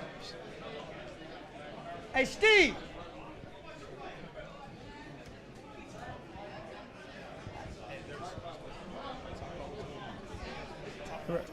Right now, in this fight here, they're stopping the fight because the doctor says. But you got. That's a doc's decision on the decision about what he sees. Okay, he sees his bloody nose, and he's stopping the fight to protect the kid. So was it enough to where it necessarily had to stop it? Sure, I would say in a heartbeat. If I got to stop a fight just to make sure that kid has enough to fight another day, that's what it's about. You don't let him continue getting punched like that and let him go through another fight. No, you got to know when to say stop. Get in that neutral corner. Let me give him an 8 count, and let us see if he can continue to go on. And you are so right about that. Just looking at that fight, I have no problem with that stoppage at all. No, not right at all. now, the kid knows it will not stop bleeding as we're speaking. Now we're standing here with a professional boxer, Steve Upshur. And Steve, you know as well as I know, man, some officials can call themselves a ref just for the sake of having a title, but do they have the knowledge of what it takes to protect a fighter in that ring? Absolutely not. I feel like a lot of the I feel like all the officials and referees, they need to be former fighters or been in this business for a long time. They let a lot of people that are not qualified to be in these positions because they volunteer to be in these positions. They allow them to do that, and they say that it's all about the kids and that it's about the safety of the kids. But who would know more about the safety of the kids than somebody who's been there already? I agree 100%. You know what? To touch on that a little bit, you can say all about the kids. We're all about taking them to the gym and picking them up when they're done. But all about trying to get in there and say, I can do this and I can do that. And I've never put on a pair of gloves or learned how to wrap hands. I don't know nothing about nothing pertaining to inside that ring. That's a get hit, get hurt sport right there. This ain't basketball and football. This is called punch me in my head, I'm going to punch in your head. And at the end of the day, I hope you don't have to go to the hospital for a concussion. Now, that boy, all them punches he took in that corner, Steve, you know, one of them punches could have got that boy unnecessary. Like, a fighter of mine on the last Golden Glove fight card, You know, he started out good, really good. And then, you know, he kind of hit a wall. It was his first amateur fight. He kind of hit a wall, and I seen it. I know my guy. I love my guys. Right. You know what I mean? And I didn't come there to lose, but I also didn't come there to let my kid get hurt. So once I seen him hit that wall, and I could see that he's not going to change. He's not going to regain himself and fight back. Now he's just a punching bag. No, ref, it's over. I'm up on that apron. It's over. My kid's out of there. We'll fight it. We'll learn. We'll go back to the drawing board. We'll learn and fight another day. Definitely. Yes, definitely. And that comes from experience of knowing what happens in that ring. Absolutely. And I got 22 years in the sport. Stevie, you've been around this thing a long time, partner. Absolutely. And some of these guys that want to be an official, is one thing. But go to school, and since you never fought and boxed, go to school and learn what you need to learn to keep a person safe in that ring. Exactly.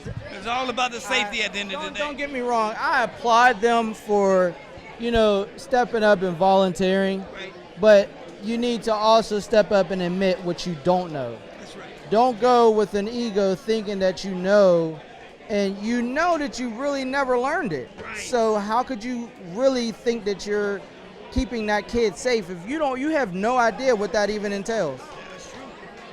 And then not only that, there's so much too, Steve, to go along with that. You got coaches that, if that's the case, let them know that, okay, I don't know, but it don't make me no less of a man because I don't know. Show me what I need to know, and let's take it from there. Absolutely. And Steve, I want to ask you this. Don't you think some of these ex-boxers that's here lingering around in Pittsburgh, some of them should step up to become judges and officials? Absolutely. And I plan to do that, and I plan to recruit more.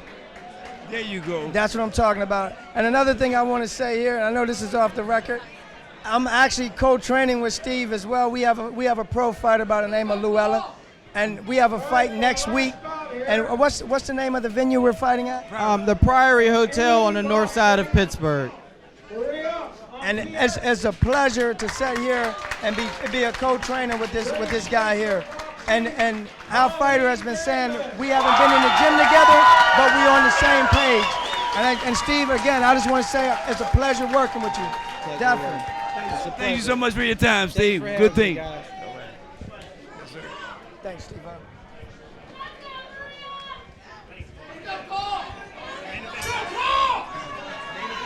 All right, we're at the main event with the two females. Colleen is here showing Maria who I am. Now, I don't know if they've ever fought each other before, but I know they've been in some wars before. I tell you, she's coming out firing right now. Yeah, and she's got the advantage because she's got the height. But here's the thing. But here's the thing also. Maria is short, but she knows how to figure out what to do. Oh, definitely. Because Coach Drew has taught her well. Okay, that was a punch out. That was a punch after the break, but yeah, you know that happens. That definitely accident. happens when you in that heat of the moment. Ooh, nice overhand by Maria. Yeah. Oh. Yeah, she walked into that. Great straight right there. Maria's dipping her head, and I think she's getting caught with that. She's trying to get in and underneath it. Nice. She's catching. Nice check uppercut there. Now this is one of those fights where she's gonna have to really beat Colleen. Because right now, Colleen is outpointing her and making it look exciting because she's dominating and taking control of the fight. Oh, and you know boxing as well as I know. It's that hit and not get hit mentality. Yes. And she's boxing her head off right now. Yes, it is. And Maria, she's definitely throwing a lot of punches. Yeah. It's just, I think she's bending down a little too much. Oh, that was a good overhand. Good overhand, right. But you know what? She took it well. But see, Colleen's been in some wars where I've seen her take some punches and come right back. She's a hard fighter.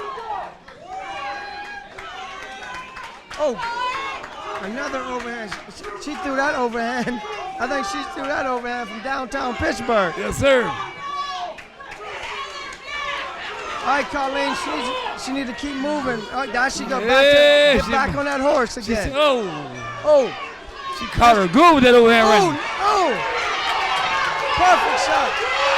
Push.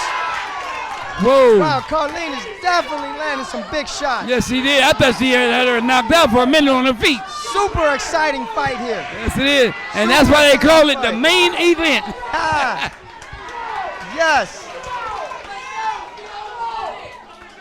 Good. Oh, nice jab. Wow. I tell you, Colleen is definitely. She's a rough girl. Colleen's rough. Colleen rough. She let her hands go now. Definitely letting her hands go. Great round. She let them hands go. The main event is definitely holding up to the main event. And she's holding up to the moment. Yes, it is. Colleen said like this, if I got to bring it, I'm going to bring it. Let me see if you can take it. Yeah, Jose's a good coach as well. Right now, you can see that he's teaching her to actually take the angle. Yep. There's nothing wrong with fighting in and out, but that's that European style of boxing. You go in and go back out, but you're a target every time you go in and back up. Because now I'm walking to you. You got to either do one thing, hands up, or tie me down. Because if not, I'm coming up and down, all the way back. Definitely. But the thing is, teaching her how to fight off them angles is what you need. When you got that fighter that's coming forward, you can't come forward and turn, throw a punch in at the same time. So once you create that angle and get the angle, you got the advantage right away. Yep. Oh, wow. That's it. She let him go. She let him go. That's what she got to do. She got to dominate this fight now. Yeah. Upstairs, downstairs. Yeah. And she listened to everything he just told her off the angles. That's what she did. Yeah, right there. Right Again, there. You see that angle? You seen the angle. He told her what to do. And she listens. Yes. He said go, she go. Never mind what I should or shouldn't. My coach said go. I hear my coach say go, I'm gone. And that's what you got to do when you got a good student that listen. If he say stop, go to the left, stop, go to the left. Good That's fight. for a reason. Oh, Maria is looking for that overhand right so That bad. one, yeah, that's all she can get. The thing is when you oh wow. She made her miss like crazy. That's what you said. That's what you said. Hit and not get hit. Hit and not get hit. That's why they used to tell me, I used to say, stick and move, slabs and jabs, baby. And I think Maria is getting fatigued now. She getting frustrated.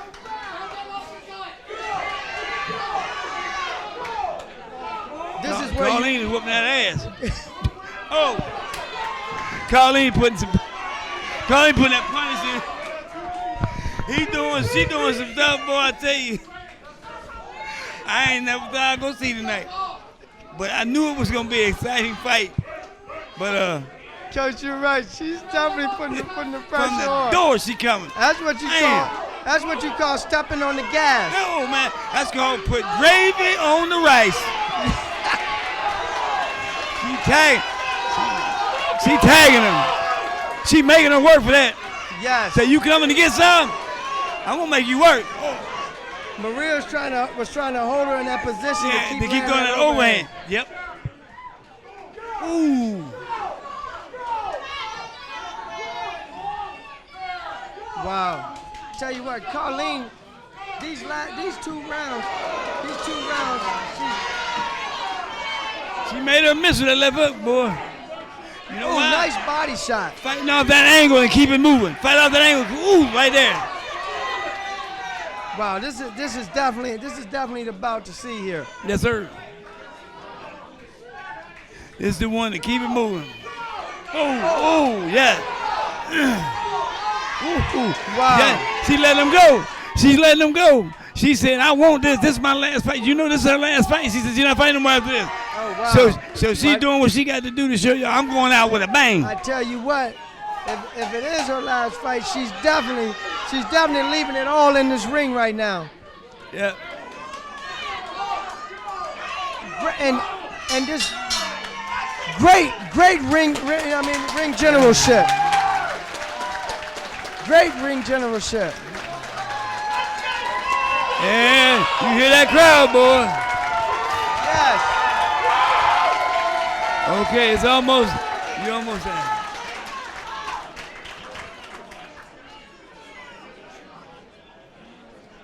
And I love watching Jose in the corner, because you see all the antics that he's doing right now.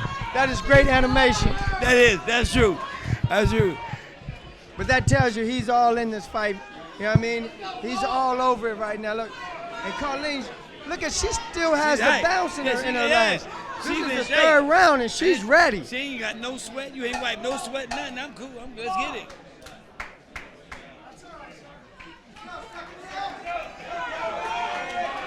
All right, let's go see what's going to see. So Maria got some work to do to bring this about. She got to really do something to turn this around. She is really pressing this fight. Yeah. Carlene, she's really showing me that she's not only a volume puncher. Yeah. She's actually an accurate puncher as well. Oh, she's trying to hold on the road. Drew told her keep on the road. Yes. She got to get out of that corner off the road. Get back in the center of the ring. Get back on your game. Get out of here. Now you fighting her fight. Yep. Get back to the bounce. Yep. Get back to the movement. Yeah. Maria, she's tired. Maria's tired. Yeah, Maria's super tired. The body shot. The body shots is breaking her down. Oh man. She lost this fight. Uppercut, she gonna throw that one. Maria's get off that cut. She's definitely working. She's definitely working. It's just right now. Right now, she's behind in points. Yep. You know what I mean? She's behind in rounds. Damn. And she's getting fatigued. Hooking the jab right off each other, and she ain't got her hands down. She ain't the only thing she can throw. That's all she got to do. She can't throw nothing else. And she throw that in both hands, go back down to her waist. Yes. And that's her bread and butter for the night. That's it. Look where her hands at. See? Right there. She can't even bring them up. She's so tired. That leaning, look how low she is. Yeah. She's dropping so low that she's down by her thigh. This is a great fight, Coach. It's a good fight, Great fight. Look at the bounce and this is the third round. The girl from the other. Nice uppercut. Girl fighting.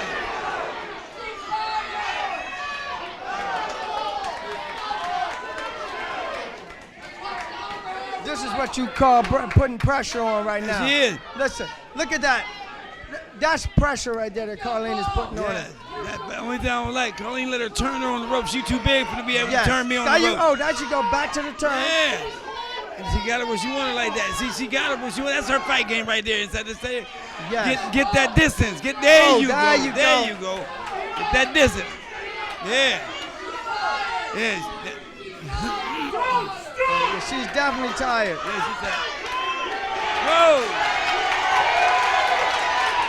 Yeah. Carlene she's landing some big shots. Yeah. Wow, this is a great fight, Coach. Great fight. This was the main event. You can tell this was the one that needed to be the main event. This is it. She better come on now. That's it. She don't do something now, knock that girl out. She lost. That's what I'm talking about. The only way she can win now is knock her out. And she's not going to be. Wow. Great fight. That was the fight of the night. Great fight. Awesome fight.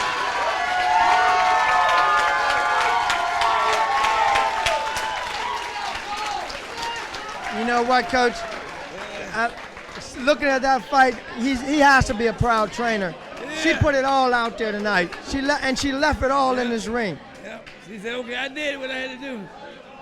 Definitely. And y'all can't get mad. I put something on that ass, put something down tonight and let them know they got what they deserve. Butt whooping, take back here because I put you on you.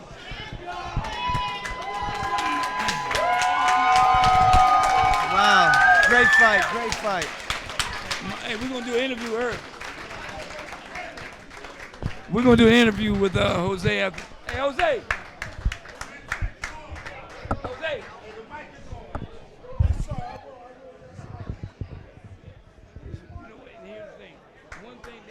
Leave and they shake hands and they let each other know they definitely, it wasn't personal. Yes. It's all business.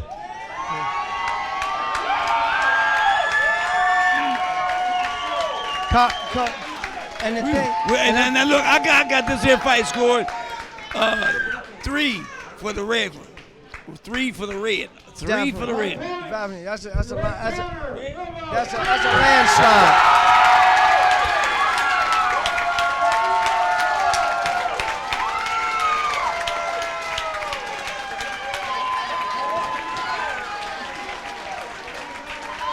Wow, awesome. Awesome It was fight. a good fight. Yep. Great fight, Miss Carly.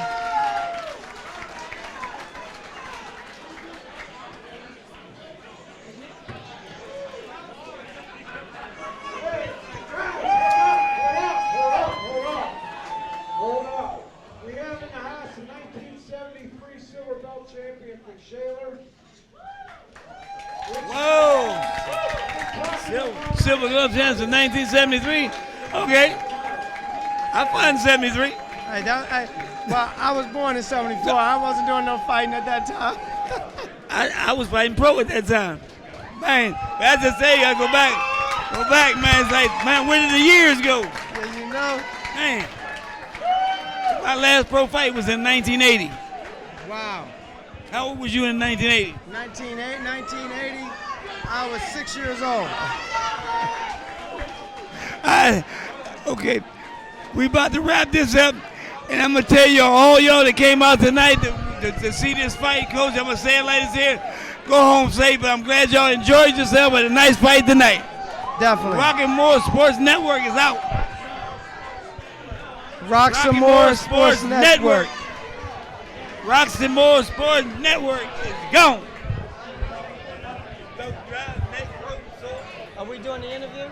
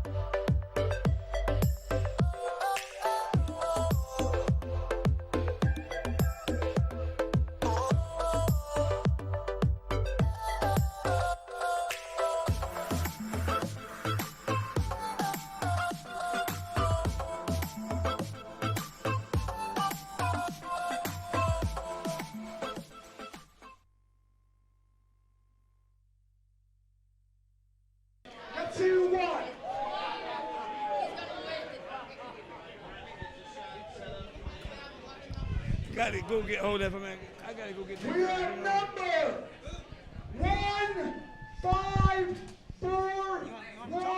That was a good fight. It was. And the thing, it could have went either way. Always. You know what I mean? It could have went either way. Definitely. Definitely. That was a great fight. It was. You could feel the energy in there, man. It was a good fight.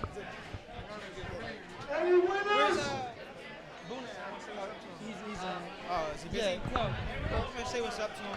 Any winner?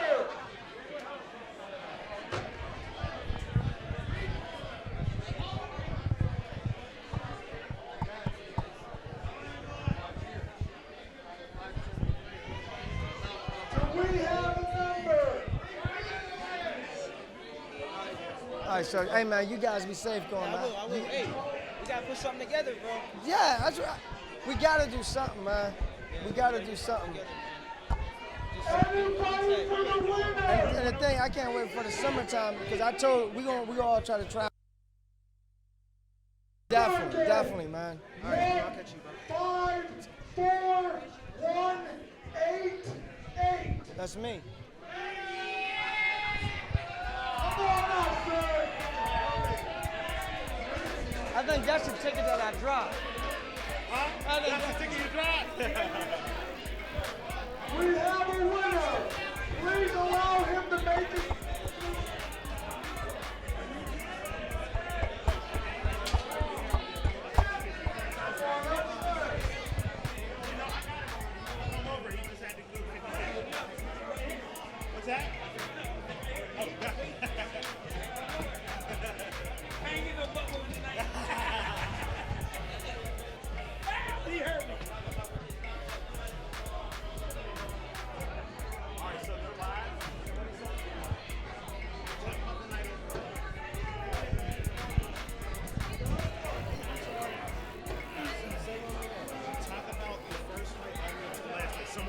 Thank you, Millvale. You started out, Captain. For the beginning of the night, I was here for the fight, but I was getting LaRon ready. Right.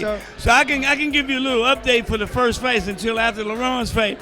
The first fight, Deacon McGee out of Jack's Boxing Gym fought that boy out of Star Status Boxing out of Steve Upshire's gym. It was a little kid fight. It could have went either way, but it went to Jack's boy. But again, these are young kids, man. Bantamweight 65 pounds, and never fought before. And just starting out 12 years old. Then they had Tyler Jaquay out of Maiden City Boxing. He's 125 pounds. It was a non-tournament. He's never had too many fights before, and he fought a boy named Jack Ketchum out of Board's Boxing Gym. Board's Boxing won, but it could have went either way again with those two guys. Because they're in the ring, they're young, they're letting their hands go, just having fun. Then Angelo Bizarro fight Ron Dougherty. Now, Angelo Bizarro, he started out fighting good. I gave him the first round, but that second and third round, it went to Ryan Dougherty because Ryan Dougherty turned that thing around, let his hands go, scored more points, landed more cleaner shots, and then it was at the and that was a non-tournament fight. The next one was okay. We're about here we come. We're gonna do the a live interview now with Jose Carabella that did the show tonight.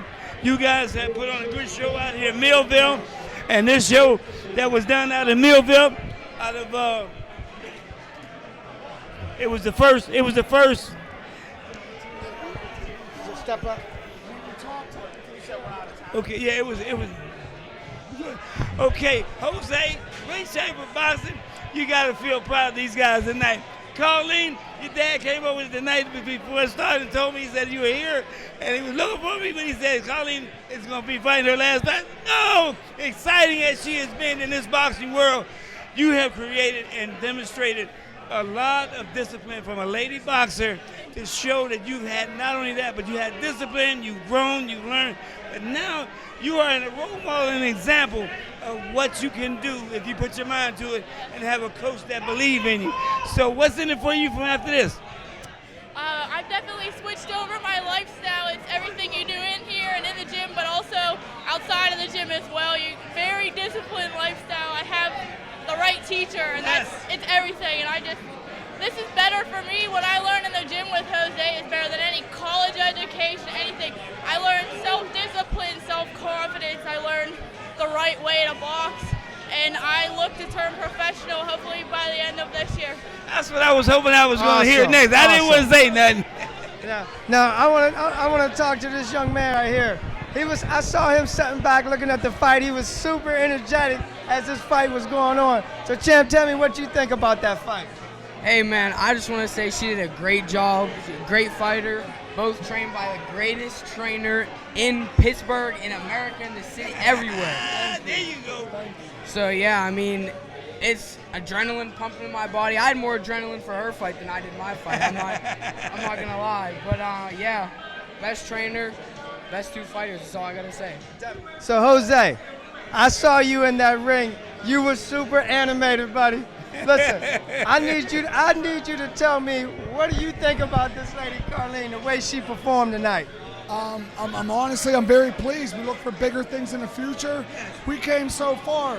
You know, this was a girl who came in the gym not too familiar with the real way to box. You know what I mean? And she grew so much by listening and staying focused. By listening and staying focused, she changed her career, she changed her life, and we look forward to bigger things. And with my young gun here, you know what I mean? The sky's the limit with these young guys, you know what I mean? A lot of talent. I mean, this guy's a mover, a hip-hop dancer, a good, you know what I mean? He's a good fighter. He knows what to do, when to do it. So I'm blessed to be a trainer of two fighters that are teachable. And another thing I want to say about Jose here, we're down in Florida, and we're walking around. He looks, he says, don't I think I know you from somewhere? You look so familiar. Come to find out, we're sitting there we're both out of the Pittsburgh area here. Yeah. So we got to talking down there, and he was telling us about Carleen, which she did a phenomenal job down there as well. But it just shows you how you go different places, get the experience from all these different areas and all these different places that you go. And it shows tonight that you've learned, you've grown, and that was a hell of a performance tonight that you put on in that ring. Yes. On your last fight, going out before you turn Not pro. to sell anything short at all, but she was in there with Maria Antoinez, who is the number 2 132-pounder in the nation. She's a national silver medalist, and we just beat her. I know that don't make us rank. I know. Rankings number 1, but that's a good way to get to number 1. Definitely, and you're right. And I can tell you what, you got to tell me, that was a great motivator as well to get in that ring tonight and show your skills. Maria is definitely one of the best. I mean, from the minute she started, we always watched her and we were like, wow, she's got heart, you know, she doesn't quit.